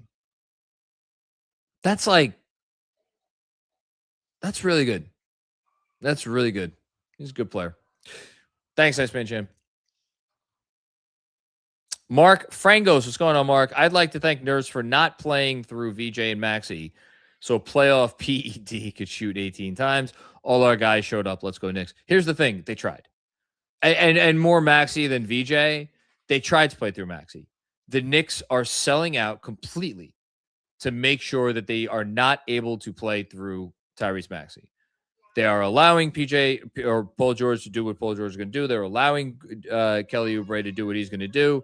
They're not even really doubling Embiid. The only times they doubled Embiid was when Karl Anthony Towns was in foul trouble, and they brought a second body to make sure he didn't get a foul. Like, they are selling. Mike Brown correctly identified the head of the snake, and they cut it off, and they've successfully cut it off. Because through 3 games, we could say a lot of things about this series. The one thing we cannot say is that Tyrese Maxey has gone off, because he hasn't. The Knicks aren't letting him. Thanks, Mark. Shrewd, clever brick. What's going on, brother? I'm 34, and I believe this is the first ever 3-0 series lead the Knicks have had in my life. 6 straight playoff wins. Is this real life? It is not the first. If you're 34 years old, it is not the first 3-0 series lead the Knicks have had in your life. They won a few first round series in the 90s 3-0. I want to say 2, maybe 2, 3. And 34 years, that means you go back. Well, at the very least, they swept the Hawks series in 1999. So you have been alive for the 3-0 series lead, but this is pretty cool. And sorry. I'm sure Andrew Claudio, if he's hearing this, I don't know where Andrew is right now, but if he's hearing this, he's probably like 2013, second round or first round, Boston. They got up 3-0 and then they lost 2 straight. Thanks, Shrewd Clever Brick. I am AK Legend. Can't keep Mitch down, Joel. F you. Nah, Mitch is if Joel Embiid had the heart that Mitchell Robinson has, he'd probably have a very different career. I'll just say that. Thanks, I am AK. Kevin Danishevsky, what's going on, Kev? Glad we did not need to sacrifice you for OG Anunoby's sake. I was wrong. You were right. Shamet absolutely outplayed Deuce and was freaking awesome. I mean, all I said was I thought Shamet would start, but I was wrong. Benching Mikal would have been terrible. He's been great. I wonder if we will not look back at the decision to not bench Mikal Bridges as the turning point of the season. Because I could promise you, I can say with confidence that there was, Steph Bondy came on this pod and said there were real discussions about, I think it was definitely Mikal going to the bench. I forget who the talk was about, who they would put in for him, but I feel very confident saying that was a real thing. And there was real, conversations. And they didn't do it. And they shouldn't have done it. It would have been reactionary. And you know who's reactionary? Bad teams and bad organizations. And they aren't. So it's good. Thanks, Kev. Mr. J. Tails, likable now? Yeah, I retweeted, if you go on my Twitter, Jalen Brunson had a little bit of a soliloquy, and obviously I know I'm not going to be so cocky as to think that that was aimed at me. It was aimed at all fans. And I'm pretty sure he said, like, you know, or he alluded to, like, fans don't see, you know, X, Y, and Z, like, behind the scenes and whatnot. Like, they hear stuff, you know, when fans like me and other fans have meltdowns, like, they may not listen to this stuff, they may not see the clips, but they know, like, they're aware. Like, Josh Hart, you know, one of the most online people, probably the most online person on the Knicks. You know, Brunson, I don't know if he is or isn't, but, like, they know. And so I'm sure that there is a certain level of satisfaction as far as, like, what they are doing right now, you know, in light of how frustrated a lot of people, and it's not just fans, by the way, it's like the national media people doubting this team and always putting them, like, outside the inner circle of championship contenders. Like, that's, I'm sure there's a little bit of satisfaction directed at all those people. At the same time, can't get too satisfied because still more work to be done. Mr. Fabro, what's going on, Mr. Fabro? Up 3-0, and Deuce isn't even loose yet. Yeah, I mean, look, Deuce don't need to shoot well to play well. He has played well. Defensively, he's been really good. They just need him to start hitting some more shots. And he will, because he's really good. And he works very hard. Thanks, Mr. Fabro. Sam L. Skates, hashtag 69 wins. Shamit, NBA's #1 vet minimum contract this decade. Oh, my God. That sounds like a challenge for an off-season article or pod or something. I think he's #1 minimum contract in the league this year. All due respect to Mamu and Tim Hardaway Jr. and the guy that the Knicks may face in the next round, Javonte Green, also on a minimum contract, has obviously remained a big part of the Detroit Pistons rotation. But Shamit's right up there with any of them, and pivotal player for the Knicks. Thanks, Sam. Miguel Bustos, OG, take your sweet time. We got this. If OG could just sit out on Sunday and they could win on Sunday, and then if Cleveland could just do their part, please, like, be somewhat respectable. I got to tell you, watching the Cavs in games 1 and 2 of this Detroit series and just thinking how utterly sick to my stomach I would be if I was a Cavs fan on multiple levels, not only having to watch this team play the brand of basketball they're playing, but to know that they traded a homegrown guy and a guy who, like, actually meant something to your franchise in Darius Garland for this.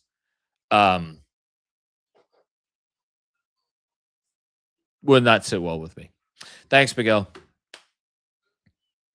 Dennis DiSabato, they threw their best punch. We shrugged it off. I made this comment during the watch along after some of the Sixers baskets, and I was like, they kind of had the feel of, like, all that for a drop of blood. Shout out to all the Marvel MCU heads out there. Because, like, even when they were making shots, it was tough Paul George shots. It was tough Tyrese Maxey shots. You know, it was Embiid hitting, 18-footers or 16-footers. It's like nothing was coming easy. And that's credit to the Knicks defense. Thanks, Dennis. Fabian Stewart, what's going on, Fabian? F them picks. Shamit is a pro. Cavs win a few for OG. I'm actually very curious, like, let's say the Knicks and Cavs both 1-5, for instance, or let's say the Knicks 1-5 and the Pistons, the Knicks 1-4, Pistons 1-5, whatever. Like, would the NBA fast track the next series, or would they actually give both teams a little bit more time? I don't know, but I just hope that whatever happens, the Knicks do not play next Saturday, because I committed to going to a birthday for my friend's kid next Saturday at like 3 p.m, which I cannot imagine the NBA would put on game 1 of a Eastern Conference Finals at 3 o'clock on a Saturday, but you never know. The NBA does crazy shit sometimes. Thanks, Fabian. Luyan, what's going on, Liam? Gotta love how the bench stepped up with OG out and Cat in early foul trouble. Shamet, McCall, Mitch, defense. Incredible. Brunson, MVP chance to end the evening. Let's fucking go Knicks. Thank you for the generous contribution, first of all, Ian. Second of all, yes, I mean, we talked about all those guys. The Brunson piece of it, man, the Knicks are a game away from making their second consecutive conference finals. I understand that there are hot takes out there that, you know, OG Anunoby is their best player and Karl Anthony Towns is their best player. I get all that. It's fine. Those takes are wrong. This is Jalen Brunson's team. This is Jalen Brunson's franchise. He has meant more to the Knicks, as much to the Knicks, as much to the Knicks as any player has meant to their team in this modern era that we're living in. And that includes Nikola Jokic. That includes Stephen Curry. He changed everything. And I put him on the same pedestal as guys who have won multiple MVP awards. I'm sure that I could name a couple other guys who you would put in that same category as well. I put him on that same pedestal, not because he's as good as those guys. He's never going to have the career Steph Curry had. He's never going to be as good as Nikola Jokic. He's never going to be as good as SGA. You know, that's not why. I put him on that pedestal because I watched this organization flounder like a bunch of nincompoops for the better part of 20 years. And the one blip on the radar in 2000, you know, in the early 2010s, they clusterfucked that thing up almost as fast as they got good. So the challenge, and people will be like, yeah, but the We Here season, and like Tibbs was here and Leon was here and the whole thing. Man, I remember that post We Here season. This thing was going to hell in a handbasket. And the notion that like they were just going to bounce back if they didn't get Brunson, like, no. They might have been like thoroughly mediocre for a while, but then it's like, okay, where does that get you? For him to overcome what he overcame and come here and just lead them to be Jesus, one of the model franchises in the league. And they're in this position now. Crazy stuff, man. It's crazy stuff. Thanks, Leon.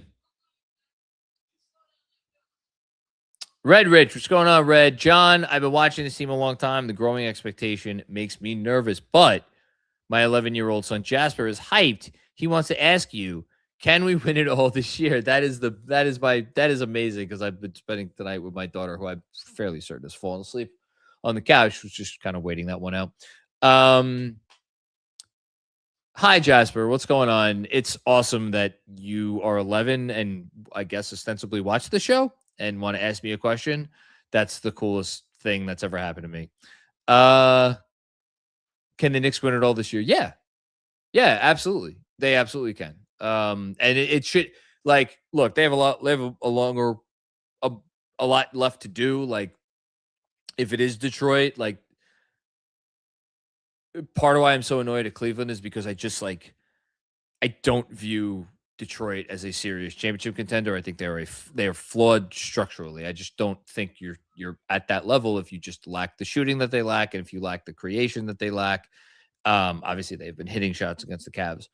But that team, you know, if they're incredibly physical and resilient, and Cade is a monster, and the whole thing. And obviously they've done to the Knicks what they've done to the Knicks this year. So that will not be an easy series if it is that series. Nor would the Cavs, by the way, for that matter. If the Cavs somehow resurrect themselves and get past Detroit, well, then they'll be a force to be reckoned with. So they're going to have to play well. But, like, the Knicks will be favored in the next round, and they should be, and they should win. And then they get to the finals, man. I don't – even if it's OKC, I am not going to sit here and be like, it's going to take an SGA sprained ankle or something else, or it's going to take J-Dub like staying hurt or whatever. No, this team has every right to feel like it can go toe to toe with OKC. Is OKC going to be favored? Absolutely. And they should be if it is that matchup, and it might not be, by the way. They could absolutely win it. And to your point, Red Rich, about the growing expectation makes me nervous. I get that, and I feel that too.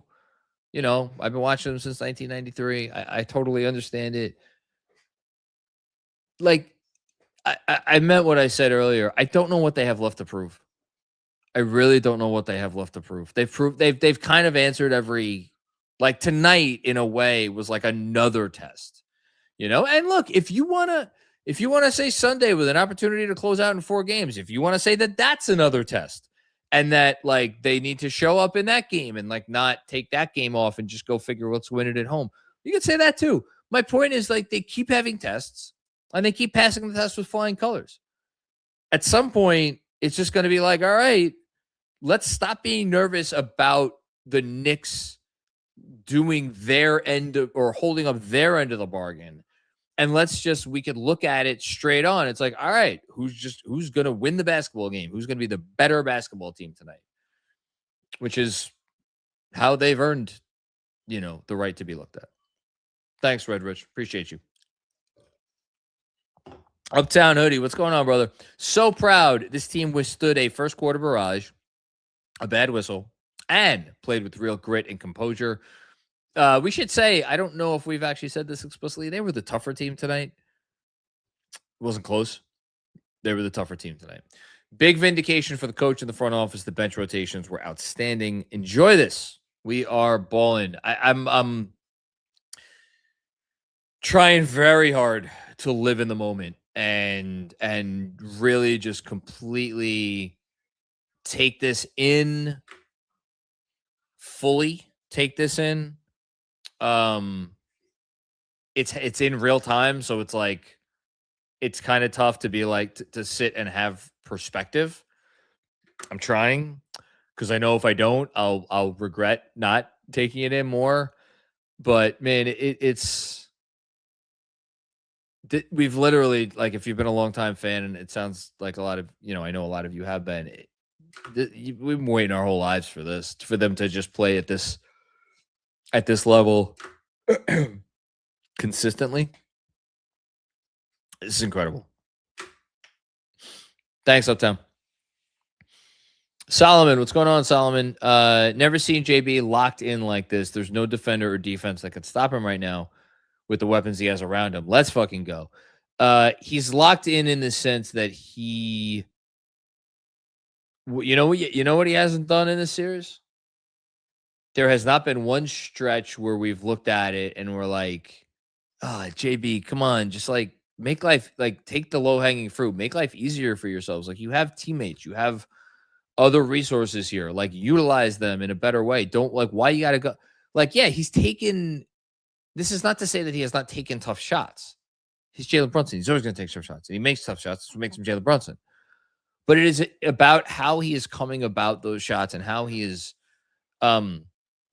working within the concept of the offense and utilizing all of the pieces around him. And it is a player that is in full command of his arsenal. I would argue that for as much as we talked earlier in the year, like, oh, he never got over the ankle injury and he's not the same player and this and that, I would argue that I don't know that Jalen Brunson has ever played better than he's played right now, than he's playing right now. When you look at the whole spectrum, including on defense, it is a sight to see, and it makes you feel like guys, let's take advantage of this opportunity. Let's take advantage of an all-time great player, and he is an all-time great player. Playing his best basketball of his life. Thanks, Solomon. Anolax KB? I don't know what that is. Key minutes for Kabayan Jordan Clarkson, Shamet, Alvarado. The bench is back. The bench is back. Did the bench ever go anywhere? The bench has been here. I could count on one hand the amount of nights where I've done a post game and said something to the effect of like, yeah, you really saw the Knicks' lack of depth tonight. You know, the depth has been there the whole season, and the bench has really come to play the whole season. So credit to them for that.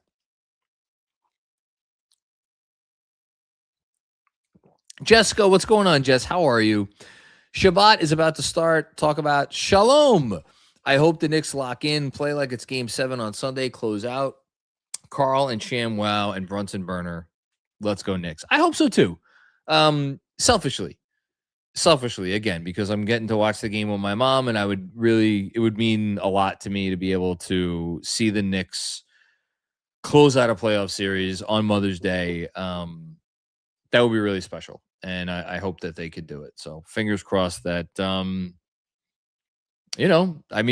fingers crossed we just get more of the same, right? Because that's really all that it is at this point. Just keep doing what you're doing. Thanks, Jess. Appreciate you. Hope you're well. Hashu, depth. Did I get them all? We have depth. Let's go Knicks. Yes. They do have depth. And I'm loving the Shamet love tonight. I'm loving the Shamet love. I'm loving the Mitchell Robinson love. Their big time guys, showed up tonight too. So let's also keep that in perspective. Hi, Mom. Oh,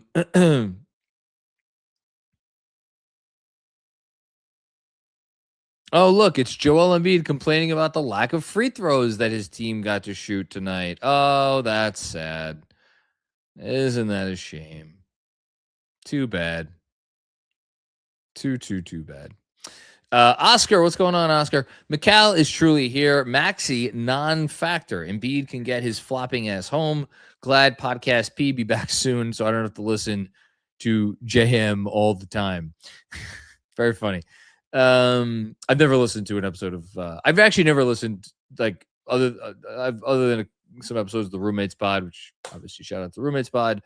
I've never listened to a player podcast. I don't find them particularly insightful or entertaining. Maxi is a non-factor. I would argue that Tyrese Maxey is the biggest. He's the biggest factor in the series in a positive sense for the Knicks, because they have completely taken him away, and the Sixers have not figured out how to overcome that. But yes, I understand what you're saying, and obviously you're right. So, yeah. Thanks, Oscar. Jason M. If you're asking this, man, I know it's a worthy question. Is this real life? Yeah. Seems like it. 6 playoff wins in a row. Never seen them this locked in for this long. Shout out to the coaching staff and the front office for being bold. I love that you always have a way with words, Jason. It's why I always appreciate you, and why I might just ever so slightly miss the halftime Zooms. Say what you want about the front office, man. They were bold in doing what they did, making the trades that they made. You can't say that they weren't bold. They were bold. And the boldness is paying off. Man, I can't get over Joel Embiid complaining about free throws. What an absolute loser. Can't write that. Thanks, Jason. Hajzu, big kudos not only to McCall, but to Mike Brown and the staff for their defensive game plan in the series, especially with Mac. Otherworldly, man. Job's not finished. Sweep him. Yes, sweep him. No, job's not finished. I fully expect the Knicks to come out and play really good ball on Sunday. I really do. I mean that. I think they will come out. I do not think they will roll over. I do not think that they will concede the game.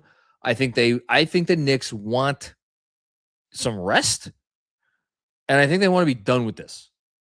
And to the point earlier, someone who made a comment about JB, and I didn't say it in the moment, I'll say it now. I think he's something about him being on a mission. I think he senses what is happening right now. He senses the opportunity. And you want to talk about a guy who just like the combination of drive and focus being off the charts. That's Jalen Brunson right now. Thanks, Hush. Appreciate you, man. Freaking McDonald's commercial. That looks really good. Jeff Guitars. What's going on, Jeff? What a night. What a team. What a run. Thank you, Knicks Film School. You're very welcome. Sixers stink, but this is good physicality to get ready for Detroit. Bring him.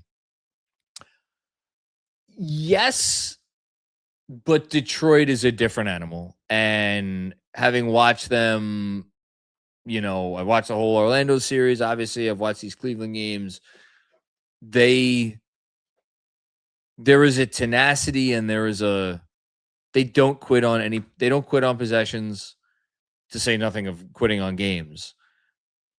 They just,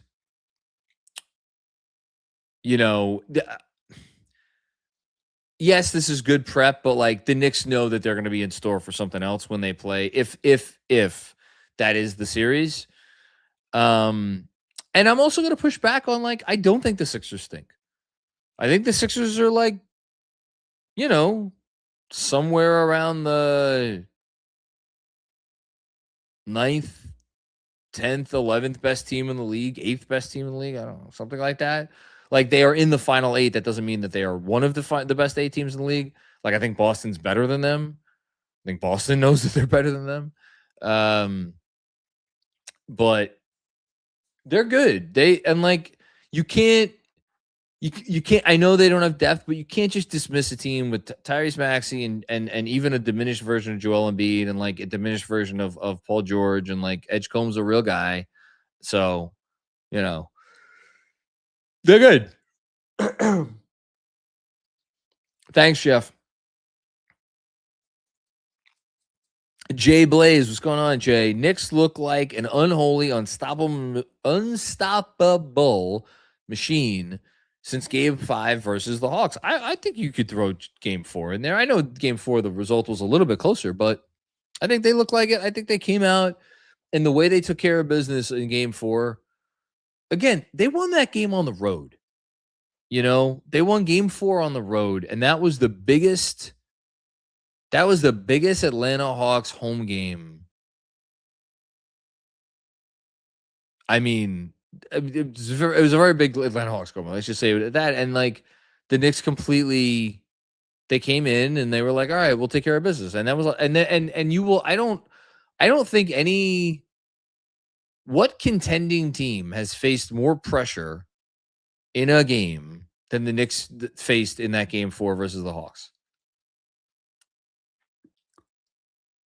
Denver in the first round, and they're home. That's it. You want to tell me San Antonio in Game 2? Okay, that's fine. But yeah. Thanks, Jay. Dan Hidalgo, giddy up. Enjoy this, everybody. Yeah, I am. I'm enjoying my bourbon. And my daughter is finally asleep, so that helps. Thanks, Dan. Appreciate you. Hudzu, Embiid, you're not against Vooch, Garza, Keita, buddy. No, it's a different animal with New York. Mitchell Robinson ain't playing around, man. He don't play. Thanks, Hush. T. Doyle, what's going on? Macri, you missed my super chat at the end of the watch along. I'm sorry about that. I had to get off to attempt to handle a little business being a dad. But anyway, so I'll reiterate. Shout out Tim Bontemps. Yeah, I got you on at the beginning of this one. And here's the shame. Full disclosure, we've tried hard to get Bontemps on the pod. I'm pretty sure at one time or another he committed to coming on, and it wasn't his fault. Just scheduling, ESPN works him to the ground.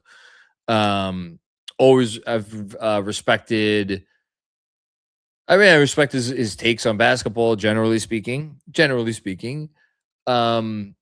And I respect his ability. He's a really good content creator in his own way, in that you don't ever feel like he's a content creator. You feel like he's someone that has like, oh, I think this is a shitty take and this and that. But I have a lot of respect for Tim. The way he goes about his business. He's a great reporter, obviously. But I've always liked him. The approach that he has had to the Knicks in this postseason in particular has been slightly odd, if only because he knows the ceiling of this team. He very well knows the ceiling of this team.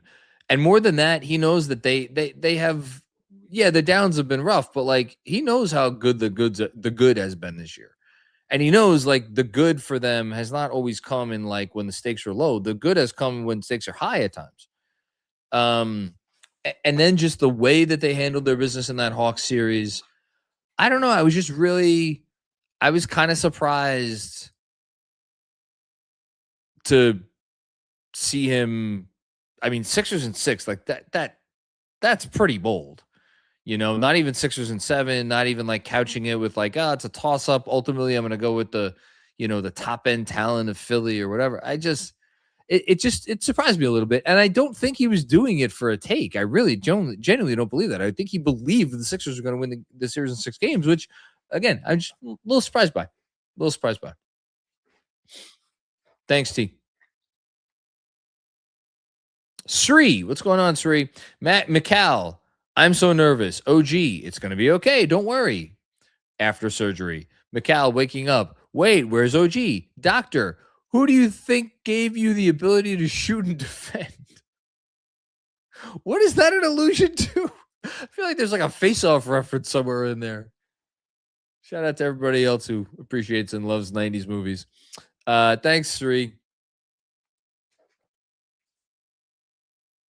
All right, we're doing stat of the night, courtesy of our guy, Jonah Kaufman.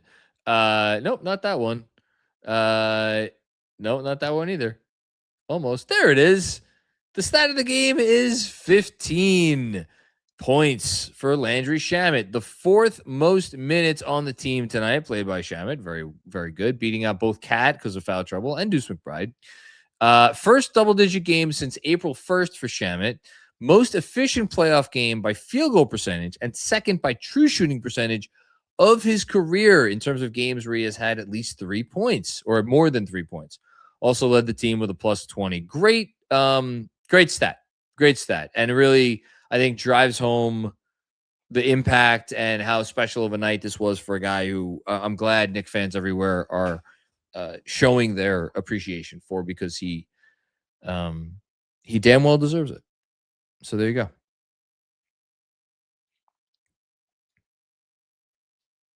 That was your stat of the night. Shout out, Jonah. Shrewd, clever brick. Another solid win with poor 3-point shooting. That's big. Let me take a look here. So they shot tonight. Was it 33%? 33% on the dot. In this playoffs. Actually, you know what? Hold on. So last playoffs, let's be fair. Let's compare it to last playoffs. Last playoffs, they played 18 playoff games. They won twice when they shot under 34%. They beat Detroit in game 6. They beat Boston in game 2, I think. Shot 29%. Only 31 shots, though. And the Detroit was 30 shots. 10 of 30, 9 of 31. And then they won the blowout against Indy. That must have been game 5. They were only 8 of 29 from 3. This postseason so far. Give me a sec. So this was so they won the last game. Yeah, the last game against Philly, they shot 27% from 3. Tonight, 33% from 3. So this postseason, 2 wins in now 9 games in which they have shot under 34% from 3. Last postseason, 3 wins in 18 games in which they shot under 34% from 3. So, look, they've still done better in the playoffs when they have shot well as opposed to when they've shot poorly. their 2 losses against Atlanta were when they shot 32% and 29%. So it's still better when they shoot, but it's nice to know that they can win when they don't shoot well. It's a good quality of a team to have. Ask Boston. Paul George talking about we're right there. I think we're just not finishing the game. My guy, you got you're down 3-0 and you got beat by what? 39 points in game 1? Come on. Okay, next up. Jay Blaze. What's going on, Jay Blaze? Sixers pleaded with their fans with that week, please don't sell our tickets talk, and it flopped worse than Embiid. Put these bums on the bus home. Yeah, the crowd stuff, like, look, I don't know what to say about it. I other than the Knicks have the best fans in the world, and I quite literally owe my life, my career, my family's life to the fact that Knicks fans are as dedicated and passionate as we are. As far as what that says about the Sixers and Philly fans and whatever else you want to talk about, like, I don't really care. You know, some of their content creators I find them to be a bit annoying. I don't care. It doesn't impact my life. Yeah, it's been mostly shitty to be a Sixers fan for a long time. So I don't know. I can't blame them. I don't know what to say. Like, if I'm a Sixers fan, I'm not really believing in this team because for obvious reasons. Thanks, Jay. Will Oliver, it's always funny in Philadelphia. I see what you did there. That's good. Thanks, Will. S. Ben. Let's go. 86 the Sixers. Get the brooms out. I bet every computer in Embiid's house still has floppy drives. That's good. I like that. That's good. What a waste of a big body. Flopping ass biatch. Joel Embiid, man. Joel Embiid. I don't know where his career is going to go from here. He is 31 years old. 31 or 32? He turned 32 in March. Excuse me. He's 32 years old. He has played 490 career games. 490. By a point of comparison, Bill Walton played in 468 career games. Now, notably, the last 3 years-ish of Bill Walton's career, he was, more of a role player. Obviously, his 2 years in Boston, that accounted for 90 games, came off the bench, won Sixth Man of the Year.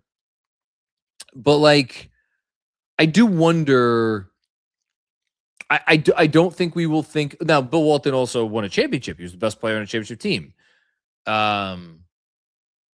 He won another championship with the Celtics. Everybody seems to agree or seems to think that had he not gotten hurt the year after the Blazers won the championship, they would have won another one thanks to Embiid. Smart people have I think it was Bob Ryan who was like, if the aliens came down to challenge us to a basketball game, Bill Walton would be my starting center. That matters to me. So I don't think Walton is a perfect comp, but like, I don't know what the perfect comp is to Embiid's career, and I don't know that we're going to have one because it's not Derrick Rose. Derrick Rose just never got a prime. Like, Embiid got a prime. It was messy, and he didn't win in the playoffs, and he got banged up here and there, but like, he had a real prime. I don't know that there is a perfect comp in NBA history, at least. Maybe there is one, and I'm just not thinking of it. But I don't know. It'll be interesting to see how much longer he plays. It'll be interesting to see if he morphs into something else. It's going to be tough because he can't play defense anymore. So I don't know. I don't know, or he can't defend in space anymore, I should say. He actually played pretty good defense when, around the basket, even tonight. Just ask Josh Hart. Thanks, S-Ben. Appreciate you.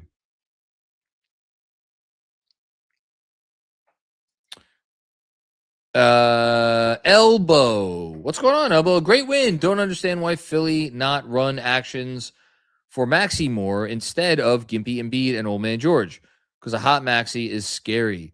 Again, the way I'm seeing the game, and maybe Benji or DJ would have a different take on this. I see a team that knows every time Tyrese Maxey gets the ball, the entire Knick defense, it's like a magnet. It's like, all right, where's he going? What's he doing?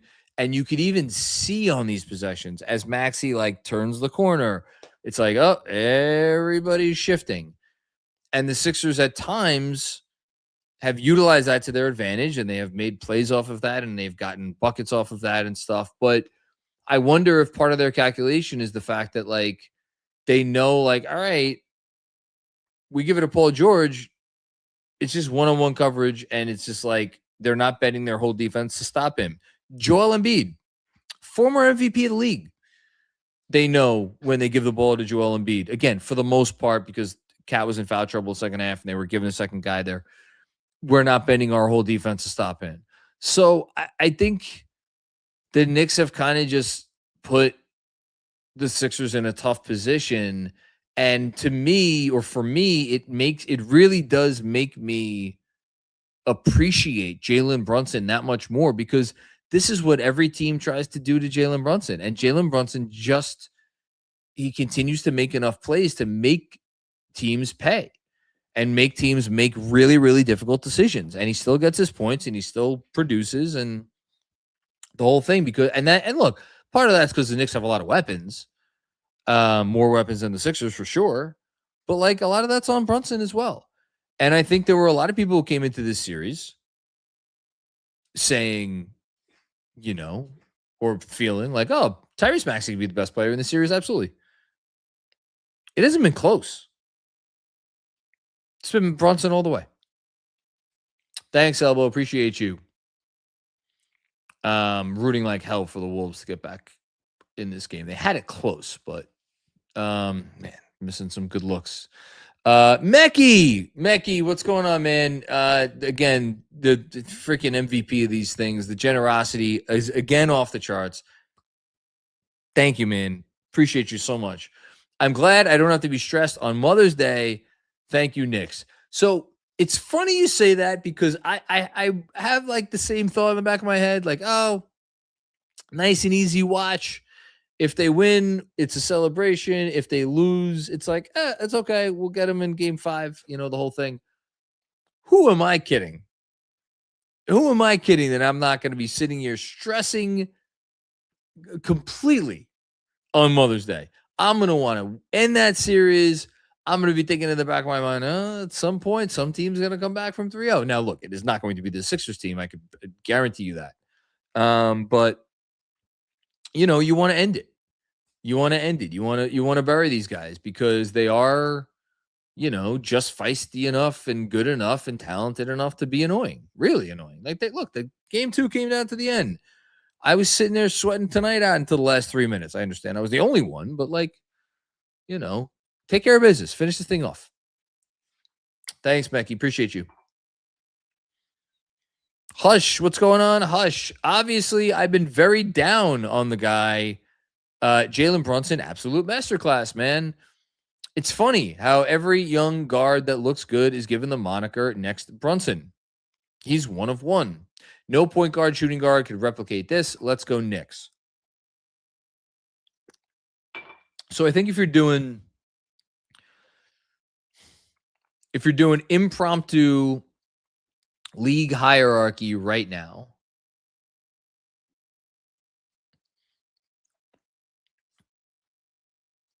well, he's going to face a guy potentially in the next series in Cade Cunningham, who people are going to absolutely go into that series being oh, Cade better than Brunson. And look, Cade had a better season than Brunson this year. There's no question about that.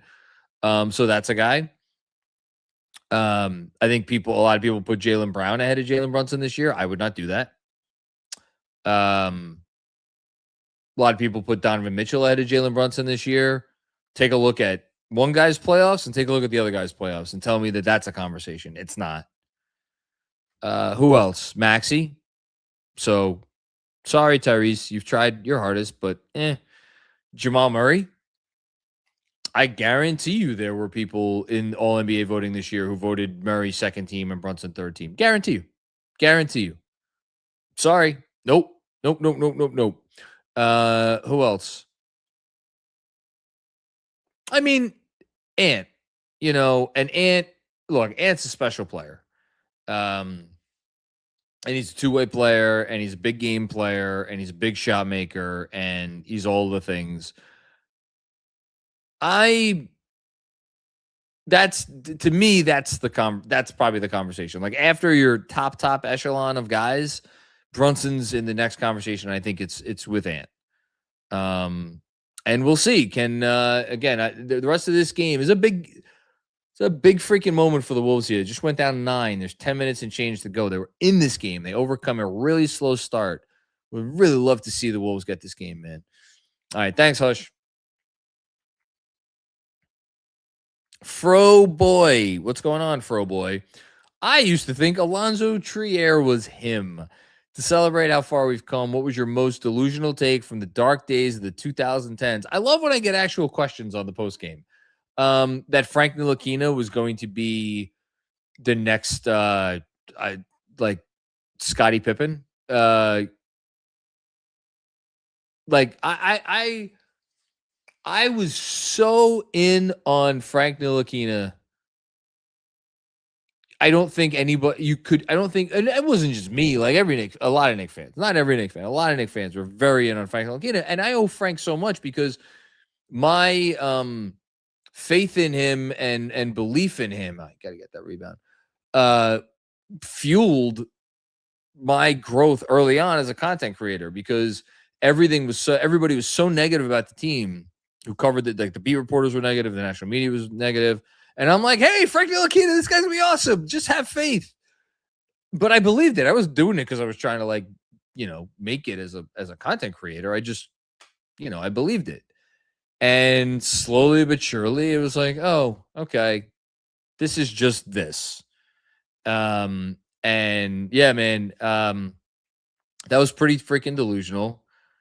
I don't even know what else would come close. I mean, I was high on Kevin Knox, but not, he won Rookie of the Month. He had a few moments, but then that petered out. Yeah, it's definitely Frank. Definitely Frank. Thanks, man. Sam Garcia, great win. Sit OG for the rest of the series. Well, depends how long the rest of the series goes. Sit him game 4, yes. Then we'll go from there.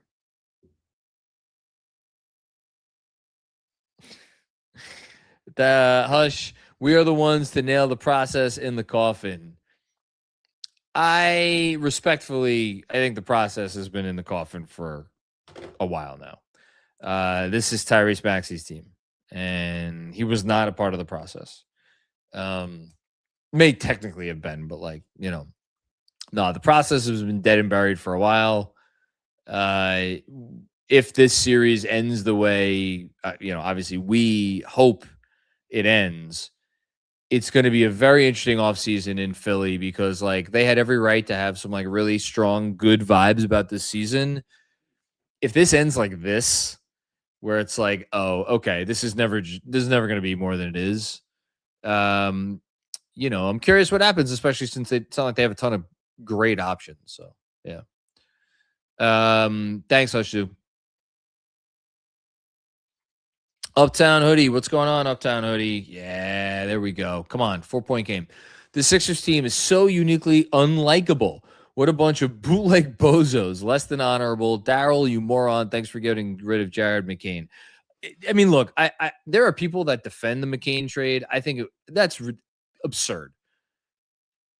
You had a guy.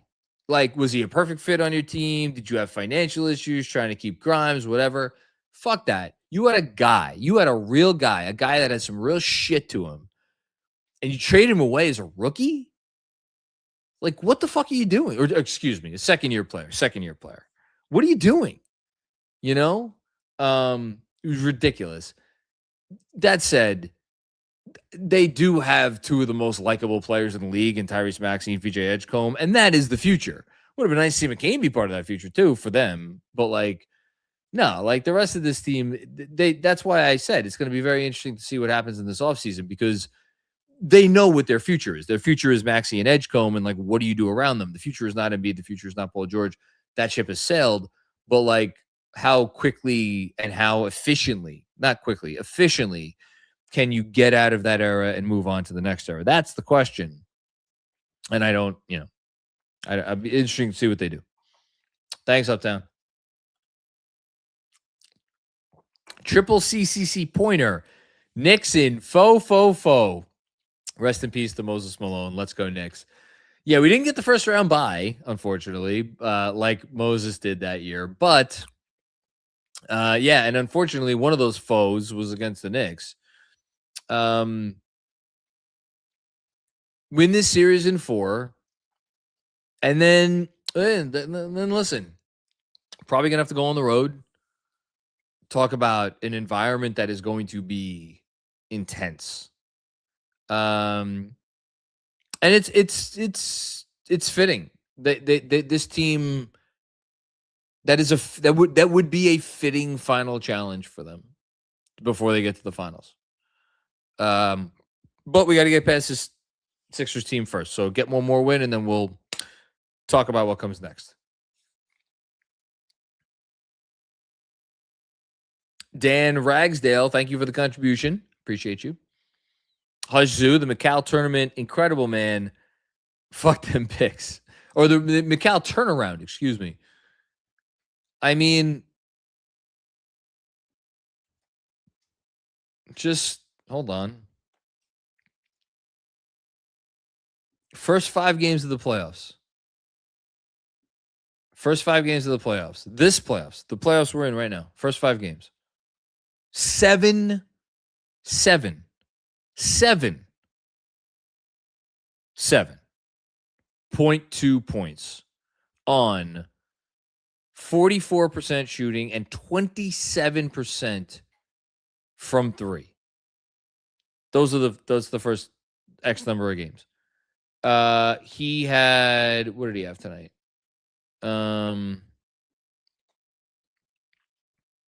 He had 23 tonight, so 23, averaging 20.5 points per game in the last 4. Shooting, I can't do that math in my head. Shooting very well. He is from 3 in the last 4 games. What was he tonight? 2 of 4. So 7 of 7 to 13. So better than 50% from 3. Again, 7.2 points per game to 20.5 points per game. That's wild, man. That's freaking wild. Thank you, Hush. Appreciate you.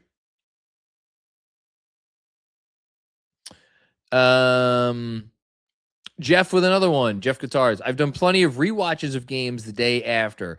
This is the first time I've ever started a replay of a game that same night. Special win. That was good. Oh, it's a big shot from Dylan Harper, man. This kid's good. Thanks, Jeff. Appreciate you. War Angel. What's going on, War Angel? Saw Clyde talking about how this team reminds him of his team. So it made me go order When the Garden Was Eden. Where's my copy? My copy is right over there, as you can see. It's right under Blood in the Garden. 2 best Knicks books I've ever read. They almost seem to be playing the beautiful game. How close are they, do you think? Oh, they're there. They're there. And they're going to face a big bad in the finals, I would guess. And just like the Lakers were a big bad in 1970, the Lakers were absolutely a big bad. It was Will Chamberlain. It was Wilt Chamberlain, Jerry West. The logo. It doesn't get bigger and badder than Wilt Chamberlain. Even older Wilt Chamberlain. So I think the parallels are there in terms of the play style. The unselfishness, man. Like, here's the difference. You want to know the difference? Here's the difference. That team did not have a Jalen Brunson level scorer in terms of Brunson is still the guy on this team. For all we talk about teamwork and this and that, moving the ball, the whole thing, it is like Brunson, like when you need a bucket, Brunson's going to get you a bucket. Now, obviously, here's the thing about that team. You could, if you go back and you watch them and you read about them and you hear what they say, you would think that team had 5 or 6 Jalen Brunsons in terms of the talent to get off shots. But what made them special was that's never how they approach their business. Look, it's a different sport in terms of actualizing potential. I think this team is as close to that team as this franchise has ever gotten. And now it's just about finishing the job. Strongly recommend the book. And it really, sorry, last thing, it really does hammer home how it was a special connection with the city of New York at that time. And obviously very different time. New York was very different than it is now. But so you're never really going to be able to replicate that part of it. But that's a cool part of that book too. Thanks, War Angel. OG team, that RB Philly guy is such a clown. No accountability, no self-awareness, delusional, and excuse after excuse. I knew who he was because Andrew, I believe, has done a pregame pod or maybe multiple pregame pods. Sorry, I lose track of the pregame pod guests with him before. I was never familiar with his takes or anything like that. I don't think he's on the Rights to Ricky Sanchez podcast. Is he on that pod? I should probably know that. I don't believe he's on that show, but he's the second guy in town and probably with good reason. Finish that, Julius. Come on, there it is. All right. Yeah, I mean, there's a lot of shitty content creators out there. Team-centric content creators, by definition, are usually, more that than not. And I just as soon, expect that from those sorts of folks. And it is what I would like to think separates us, from the pack a little bit. Not that I'm helping that effort, but I try. Thanks, OG team. And Rich, I'm going to pour myself a little refill for this one. Thank you, brother. Nurse is considered a great coach, but not this series. He can't scheme for Maxi. Brunson gets left at will, excuse me. Joel slowing the pace helps the Knicks, and he has waved the white flag way too early the last 2 games. No wonder they look checked out. Okay. The part about Brunson getting off the last few games, I just think Nurse has a level of respect for the other players on the court. And that's the difference in the series.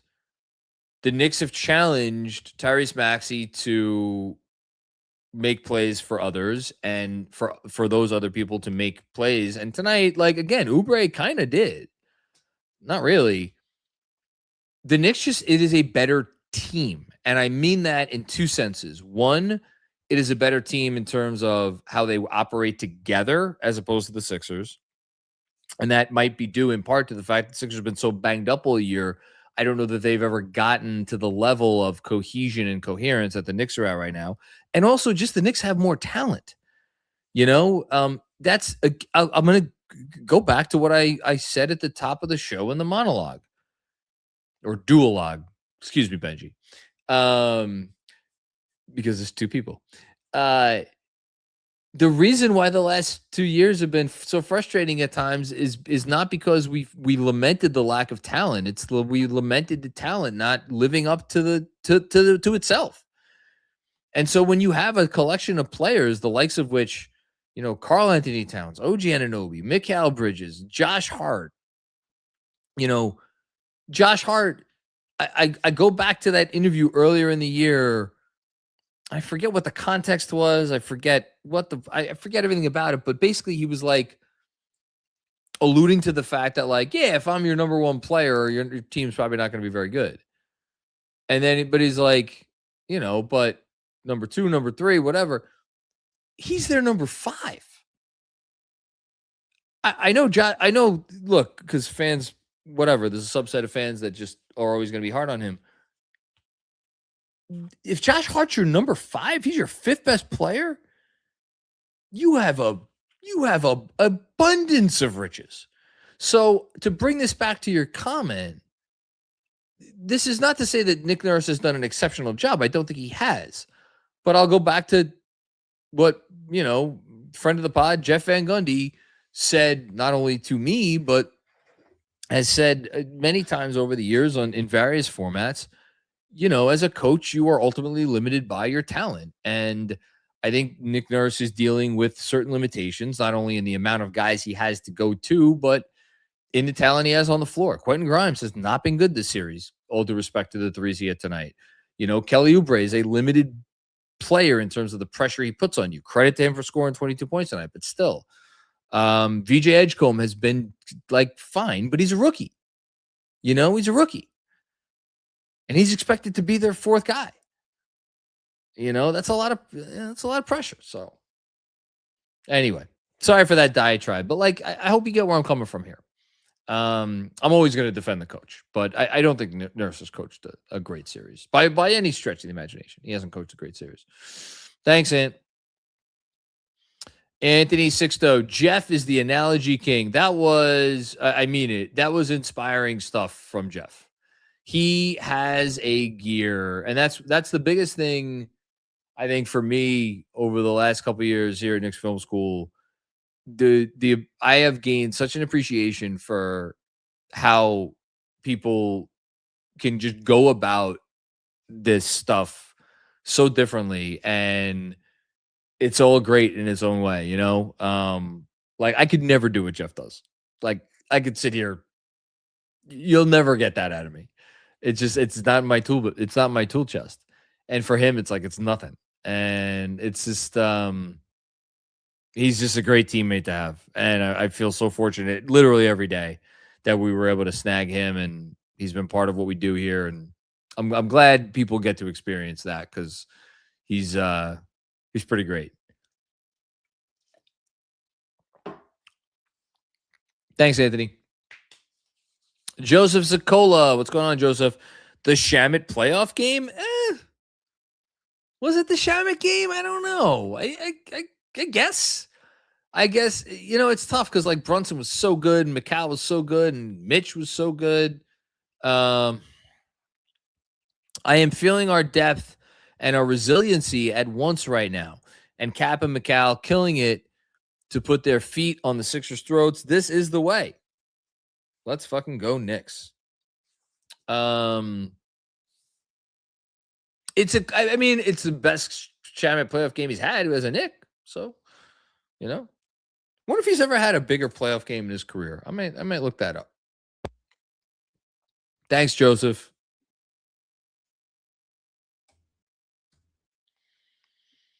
Damn Daniel. What's going on, Damn Daniel? That's quite a name. First time comment. I recognize, because I would remember Damn Daniel, and I know we haven't gotten that before. Thank you for the generous contribution. Maybe it's the vibes talking, but regardless of how this run ends, we'll remember this team forever. You can't break this squad up. They have heart, chemistry, toughness, identity. I love this squad. Let's go, Knicks. So let me say this. We will always remember this run because when you win 6 playoff games in a row, you don't forget that.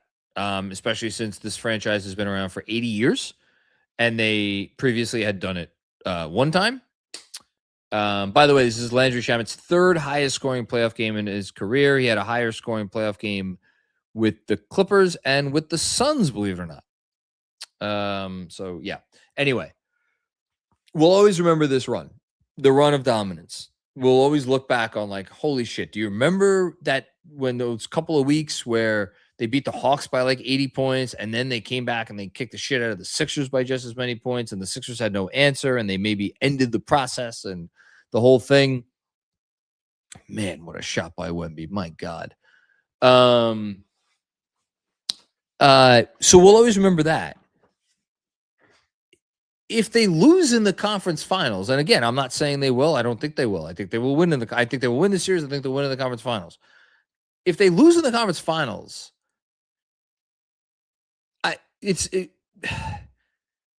can we sit here and say, oh, you can't break this squad up? I think we have to see what happens in the next round. I think they're going to do well. I believe in this team. I think they will handle the Detroit physicality well. Detroit, if it is Detroit, will be a different. My God, Wemby, my Lord, give them some air to breathe. Jesus, what a game from this kid. I'm sorry. I'm just watching Victor Wembanyama be amazing. So, like, if it's Detroit, is going to pose a really tough matchup in terms of they have Asar to guard JB. They have Tobias probably to put on Cat. So it's going to be a really tough challenge. I think we just got to wait to see how the run plays out. What has changed is whereas, obviously me infamously said that they were not likable. Like, yeah, they've turned themselves into an incredibly likable team and one that you could feel good about and have faith in. And just, it's been awesome. But the offseason, we'll deal with the offseason when we get to the offseason. Hopefully not for quite some time. Thanks, Daniel. Mr. B. Rich, pick one. OG's late exclamation point driving dunk on Embiid in 24 or Mitch tonight. This generation's The Dunk posters. Let's go Knicks. Sweep these bums. It's the OG dunk for me. Because the Mitch dunk was awesome. It was over Embiid. That was really cool. It was early enough in the game. The OG dunk was late. And it was, for me, like, if it's one guy, like, that drives and, like, throws it down, it's just going to have a little bit more weight for me. Like, I'm talking, like, percentage points here than in alley-oop. But I mean, it was awesome. It was definitely those. I think those are probably the two of this era, right?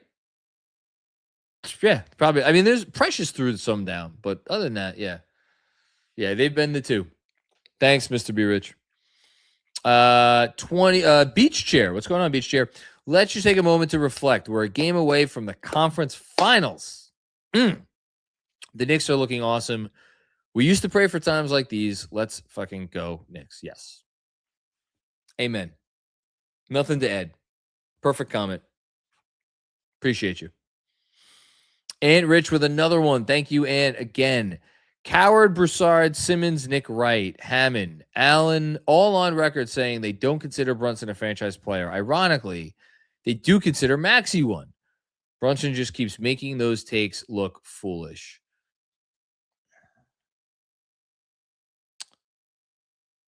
Most of those people, I don't think Colin Coward has watched 5 Knick games since Jalen Brunson signed here. Chris Broussard, once upon a time, was very informed. He's kind of needed to pivot to a different part in his career where, he kind of has to get a little takey.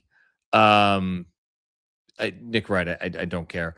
Simmons, I would actually disagree with you. I think Simmons has paid. I think Simmons has paid Jalen Brunson an appropriate amount of respect over the last few years. I'm sure at one point he said what you're saying, but the Becky Hammon one, man. I mean, Becky Hammon's smart. She's a basketball legend. Now, look, what she said at the time was like, I think, if I'm recalling it correctly, it was like, it's really, really hard to win with a small guard because like nobody's ever really done it. And she wasn't wrong about that. And that's still true. So, but like, I think it was the way she kind of said it that got under a lot of people's skin. Here's the thing about Jalen Brunson. He doesn't need any of this fuel. His motivation, I really do believe, comes from within. And that's part of what makes him so special. And the fact that he overcomes and he just keeps overcoming the odds. It's part of his gift. Thanks, Ant. JDK, what's going on, JDK? Hofstra represent. Yes, shout out to Jeff. Tim Bontemps, get the fuck out of here. Oh. No disagreement. Kyle Geo, what's going on, Kyle? 5 more wins, and we're going to need to revisit where JB sits all time as a Knick. Give me a chip, and he's number 1 in my book. So here's the thing. 5 more wins ain't going to change JB's place in Knicks history. He is the 4th best Knick of all time right now. And if they make the finals, he will still be the 4th best Knick of all time. Making the finals does not get him ahead of Willis. It does not get him ahead of Clyde. It does not get him ahead of Patrick. If he wins the finals this year, then the conversations get, I will say, very interesting. And let's one step at a time. Let's just say that one step at a time. Let's get there. Let's end the series first. 2, let's get to the finals, and then we could have some fun talks at that point. Oh, Wondering Tumnus, what's going on? Wondering, everybody's better than Jalen Brunson until it's time to be better than Jalen Brunson. Yes, my favorite line, I think, now at this point. Watching him go from Dyson Daniels to this series is like he took the donut off the baseball bat. That's great. That's a great analogy. Hashtag fuck them picks. I like that. That's really good. Wondering Tumnus, you're always good for a good one of these. Beach chair, $5 more for laughing at Philly sports. Well, I know Andrew's right there with you on that one. And yet they have 2 Super Bowls in the last however many years. Go figure. J-Rock, what's going on, J-Rock? Knicks in 5 over the Thunder. Oh, my goodness gracious. Well, look, with what Victor Wembanyama is doing in this game, I don't know if it's going to be the Thunder. Jesus. This is, I don't know how many people out there are watching this game. This has been an announcement tonight from Wemby. We'll see. Whoever it is, Knicks in 5. Thanks, J-Rock. Alexa Kundi, what's the look versus Detroit? I haven't paid attention. What do you mean, what's the look? Like, how do they play Detroit? How do they defend Detroit? How do they, I mean, the look is, that series would come for me. I'm not prepared to wrap my head around that yet, but like, it comes down to Brunson and Cat. How do they maximize Brunson and Cat against a team that has had answers for Cat, certainly, and they didn't have an answer for Jalen Brunson in the last playoffs, but like Asar Thompson, just like, you want to talk about putting a guy through the fucking ringer. That was wild what they did and how hard he had to work. Can the version of the offense that we're seeing now, and look, it hasn't been like gangbusters against Philly. The point totals have been modest at times, but they've obviously done enough.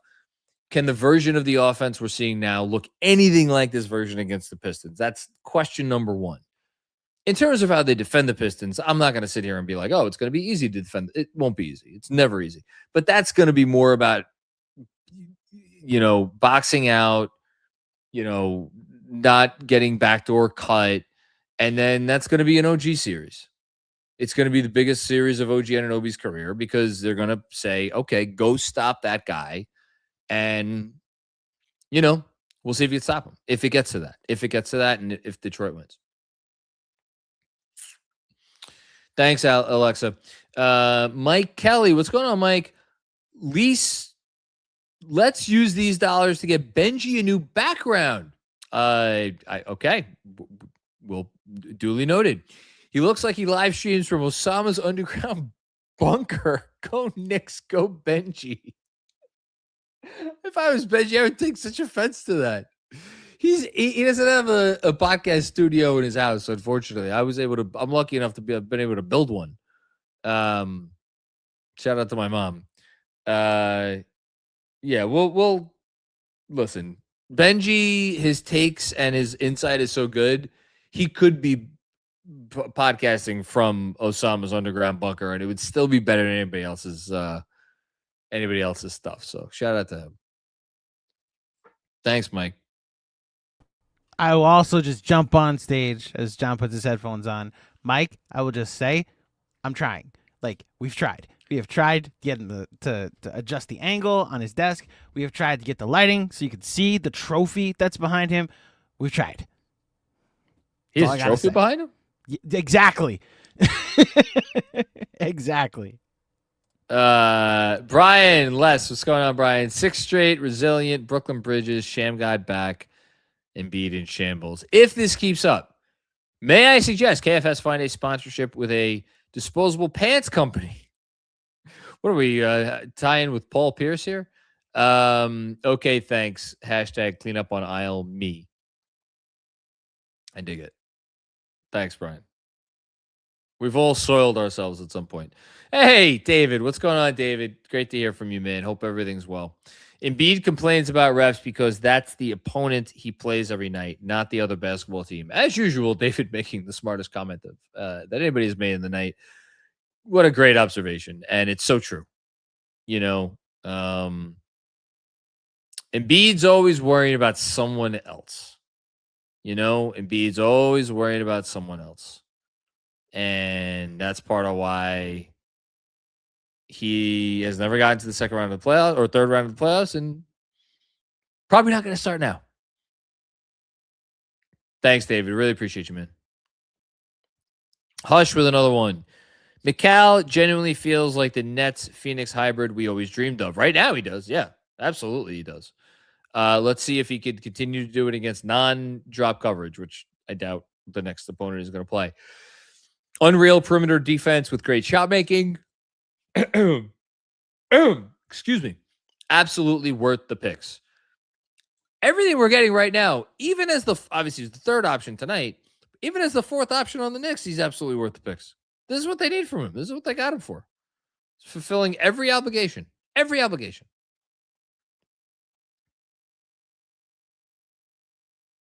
El Coriano. Has this team surpassed 23-24 as favorite team?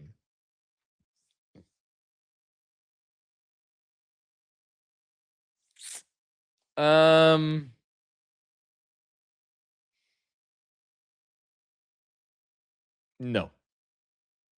Not yet. Not for me. They're making a charge. They're making a real push. But not yet. It's close. Make the finals? Make the finals and we'll have a nice conversation about that. Thanks, El Coriano. Brendan Cooney, what's going on, Brendan? Bridges last 4 games, 20.5 points on 69, 54, 100, 4 rebounds per game, 3 assists per game, 0 turnovers. And he's actually had to handle the ball a little bit. So that's not a nothing stat. Locking up Maxi. Is it too late to send Brooklyn more picks? Please no. We don't need to send them anything else. The 5 we sent them are enough. Robert Cross. Of course, Robert had the first comment. Now he's going to have one of the last. First time, long time, your boy John. Loser Embiid questionable will be remembered as a loser who never made the Eastern Conference Finals. I alluded to this before, and I don't know if maybe this is what your comment is in response to in terms of my little rabbit hole trip on Embiid. I am utterly fascinated to see how he is remembered. I do not think he will be remembered as a loser. I think James Harden will be remembered as a loser. I think Joel Embiid will be remembered as someone who was snake bitten and was never able to help himself. Yeah, that's what I would say. Man, that's a tough freaking loss for the Wolves. I feel for the Wolves, but Jesus Christ, Wembanyama. By the way, Robert, his Twitter profile is now the same as my phone background. That's awesome. I hope my wife is okay that I replaced her on my phone with this. Could always go back. Were you watching the Spurs game? No, I was watching the Mets, who won an extra innings today. Oh, nice. Congratulations. Thank you. Like Minnesota made pushes. They hit big shots in the fourth quarter. And it's every time. Wembanyama 3, Wembanyama putback, Wembanyama close range. But I mean, get a stat line tonight. I think they put it up before that, like Shaq, Akeem, and like I don't know, one other player in NBA history has had in a playoff game. It's 39 points on 18 shots, nice. 15 rebounds, 5 blocks for Victor Wembanyama. But like, that doesn't even do it justice. Him in the fourth quarter was just, I mean, my God. Whew. Played 37 minutes, too. It's probably a career high, or close to it. Danishevsky, my biggest LOL as a fan was my Quentin Grimes delusion. Loser. No, I don't call Quentin Grimes a loser. Quentin Grimes is... Are you calling yourself a loser, Kevin? I don't know. For the delusion. I don't know. You know what the thing about Quentin Grimes is? Like, you look at him and you're like, well, why hasn't it worked out? The defense never got to the level we thought it might get to. I remember a lot of people saying it at the time. It's like, if he was 2 inches taller, like, it would have made a lot of difference. Unfortunately, it wasn't. And then just the shooting has never been as consistent as it needed to be. Has he ever shot 40% from 3 in his career? Gun to my head. I'm looking it up now. Gun to your head. How many seasons has he been in the league? 5? This is 5th season? Yeah. So the same amount of years as Deuce. I have the answer for you.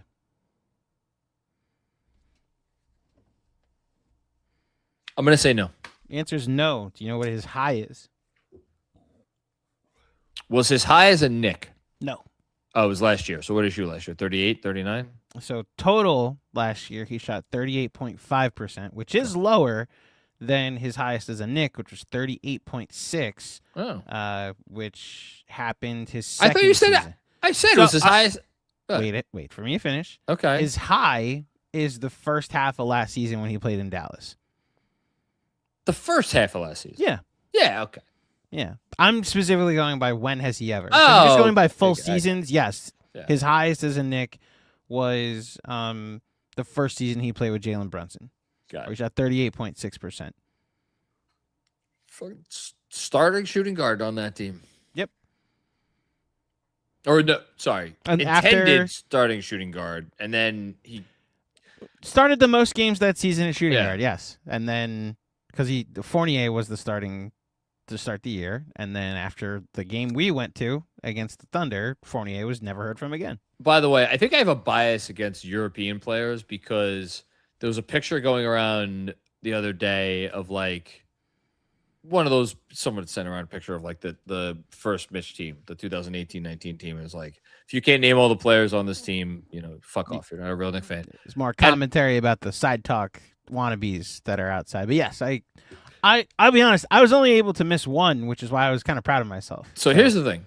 What? I also missed, when I say missed one, I was like, fuck is that? No, and I knew it was like, I knew him. And you know who it was? Who? Mario Hezonja. Oh, that's that one I got. There was you one probably missed Kadeem Allen. I got Kadeem Allen too. There's one I got to find the photo. Who did you miss then? I'm trying to. Did you miss Moutier? No, I got Moutier. There was someone on the left, maybe 3 people back. I wish I knew where the photo was. If someone has it, You didn't miss process of elimination. You didn't miss Canner. You didn't miss Cornette. You didn't miss Mitch. You didn't miss Trier. I think Trier was in the picture. Yes, Trier was in the picture. picture. Oh, did you miss Noah Vonleh? That's who I missed. Noah Vonleh. Okay. Yeah. Anyway, I missed I couldn't remember Hazonia's name because I just whatever. And then you know who I always forget was a Knick was Evan Fournier. Was who? Not Evan Fournier. Not that I forget he was a Knick, but when we're talking, like when we do those quizzes or sporticals or whatever for the town halls and whatnot, like Fournier is just not a name that comes to mind. A lot of conversation around Evan Fournier for a solid year and a half in a Knick uniform. Way too much. Broke the record for threes in a season as a Knick. If you don't remember.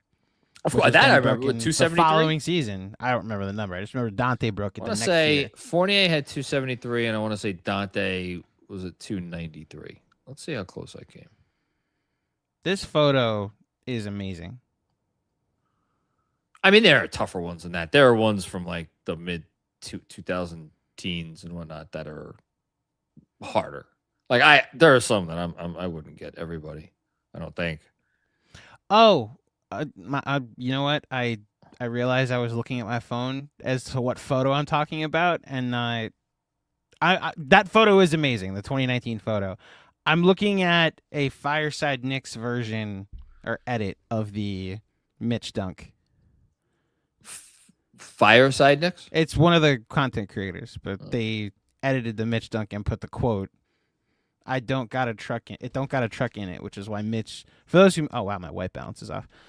For those who missed it, Mitchell Robinson quoted after the game that the reason why he won't make this photo his background image is because it doesn't have a truck in it. That's great. Yeah. Long live Mitch. I was wrong. I was way off. I said Fournier was 273 and DiVincenzo was 293. Fournier 241, DiVincenzo 283. So like I subconsciously split or took 283 and turned that into 273 and 293. That was weird. Yeah.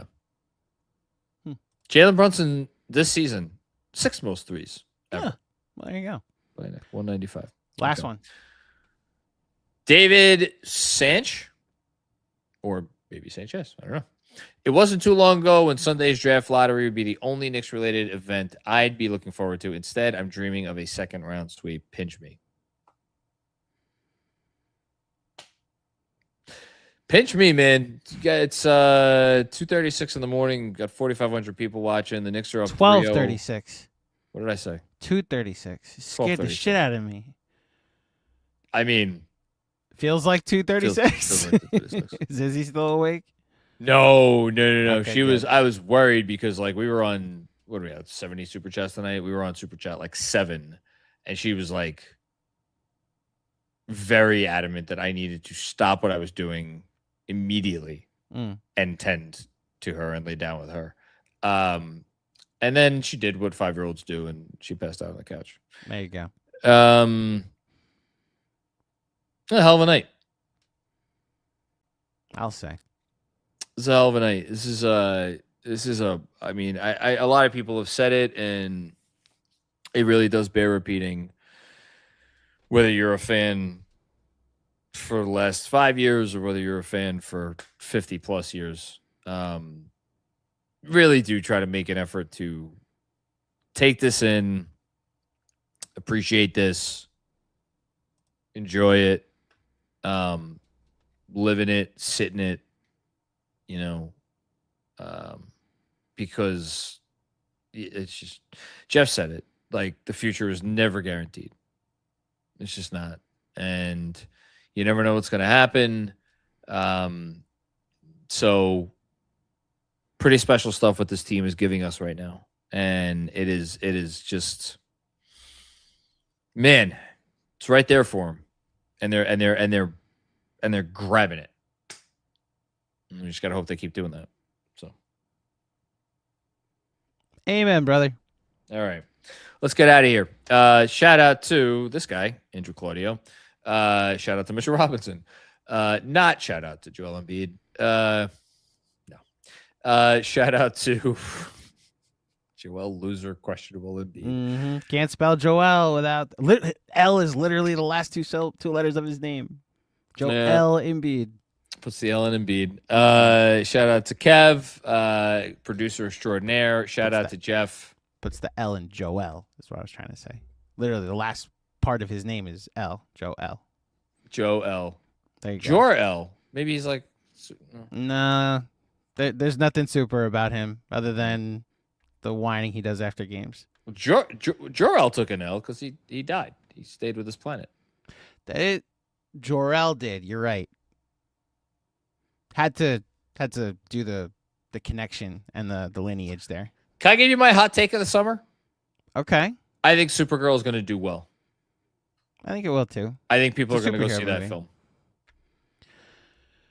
And I think it's gonna please the people who want to go and be pleased. Define well. You saying it's gonna make its money back? I think profit. I think there's a lot of people who have that as like the biggest non-Masters of the Universe bomb of the summer relative to like what expectations might have been when like the film was announced or whatever. I think it's gonna be fine. I think it's gonna do like good business. Does it finish top 10 in highest grossing movies of the year? I would have to really sit and look at what the other releases are this summer. How about this? I'll just make it easy for you. That Spider-Man. There's two Marvels. There's right. I'm asking you to rank what you think they'll finish. Will it outgrow Spider-Man? Will it? Definitely not outgrossing Avengers. Hold on. You know what? Actually, it's not going to finish top 10 because off the top, Doomsday, Dune, Spider-Man. It's not outgrossing another Chris Nolan film. Odyssey, Mario, Prada. There's some obvious ones I'm forgetting. Well, Michael is currently doing numbers. Oh my God. Michael Jackson movie. It's not going to outgross Michael. I'm forgetting a couple more obvious ones this summer. There's a Resident Evil movie this year. I don't know if the horror counts for you. It'll outgross that. It might get 10th. Okay. I'd argue it should with the budget, but yeah, we'll see. Oh, you know what? There's a Toy Story movie coming out this year, and another Moana. Yeah, those are. I think once you take the kids' movies out, then you have a chance. Like take Mario out, take Moana out. I feel about Moana the way I feel about Joel Embiid. We've been living in a world of cash grabs. I mean, the new one. Okay, I thought you felt about Moana the princess. No. Yeah, no, but like, wait, what are we doing? Look, I take the bait, hook, line, and sinker. I have been the target audience for many of like blatant cash grabs we are going to play on your nostalgia or whatever else we're going to play on and just get you to come to the theater and dumb it down and take in this slop. There is something about the trailer for that film that when I watch it, I'm like, these people should die. All right, relax. Not die, you know what I mean? Yes, but those words matter, John. But like, what are we doing? Is my I'm like usually more open to stuff. No, and even I was like, there was something about that one where I'm like, this is just no. So and that'll make more money than Supergirl. It will make more money than Supergirl. What I will say is my reaction to it is the animated movie Moana 1. Oh, it's one of my favorite movies. Right. It's got Lin-Manuel Miranda doing the soundtrack, and the scale of it is so vast because it's the whole ocean. Yeah. Is what Moana is exploring, right? And the live version with the rock and a hairpiece looks very small. It looks on a soundstage. So it just, to make Moana seem small feels like a bummer. But you're right. It's gonna make a lot of money. The chat's saying Mortal Kombat. Did that come out this weekend? It did. Come out? See, that's an easy one for me. Supergirl's gonna make more money. Supergirl's gonna outgross that. Yeah. Street Fighter seems fun. I think they got a good cast for that. So maybe that one will do well. You know, Disclosure Day. There's a Spielberg movie coming out this year. So again, That's an interesting one. I think more people go see the Spielberg movie than Supergirl.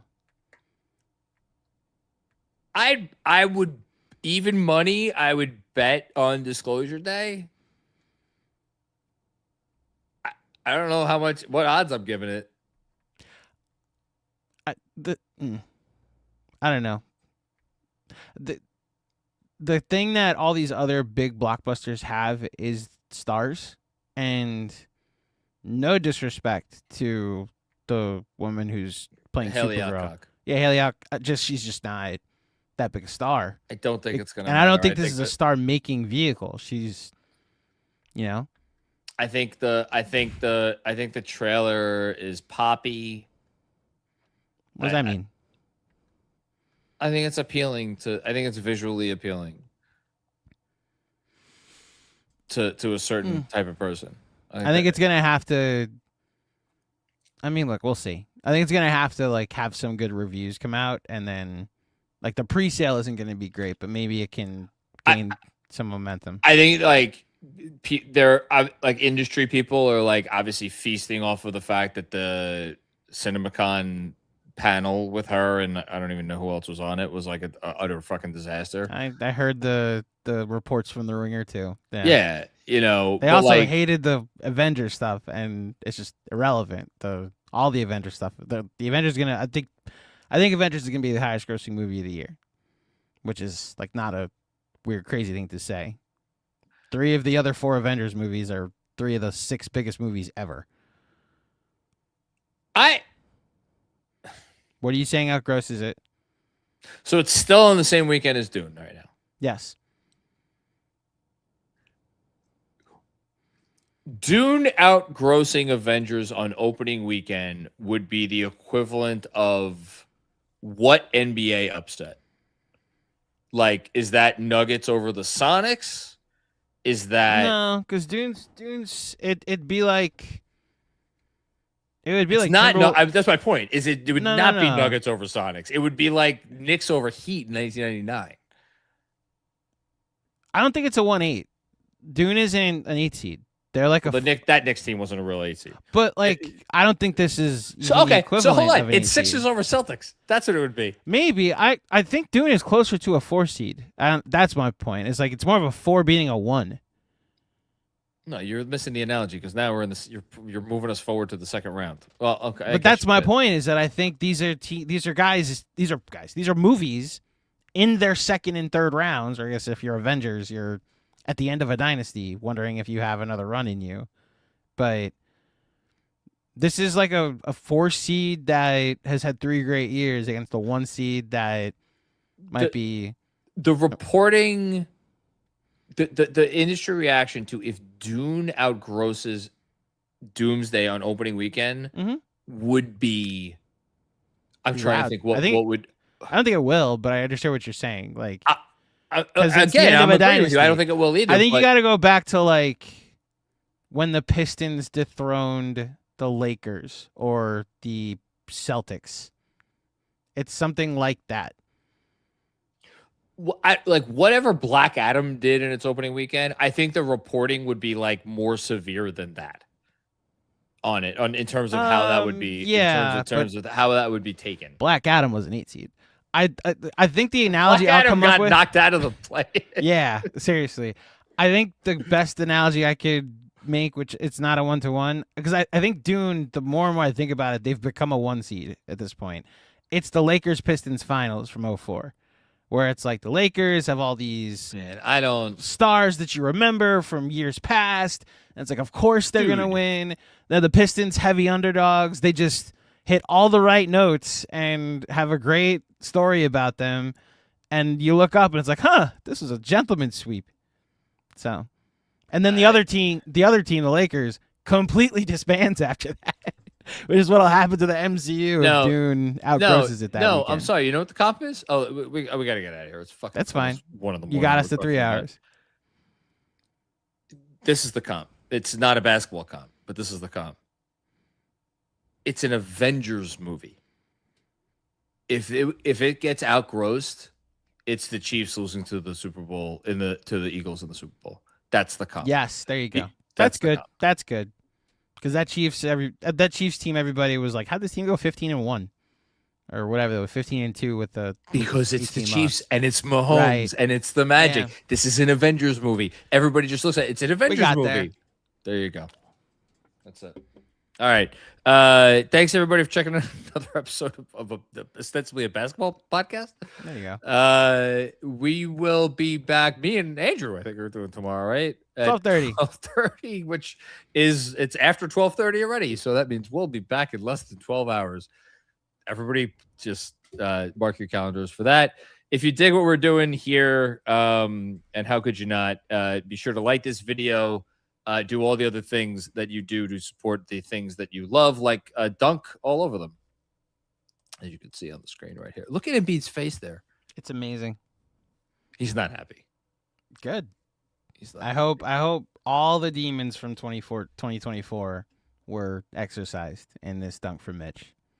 The best part is the guy who threw Mitch the pass is not even in the picture. It was an out of bounds pass, right? I believe so. Yeah. It's unfortunate for Joel. Okay, everybody, enjoy the rest of your night. Enjoy your day tomorrow. And we will be back with more funny games before you know it. Peace out.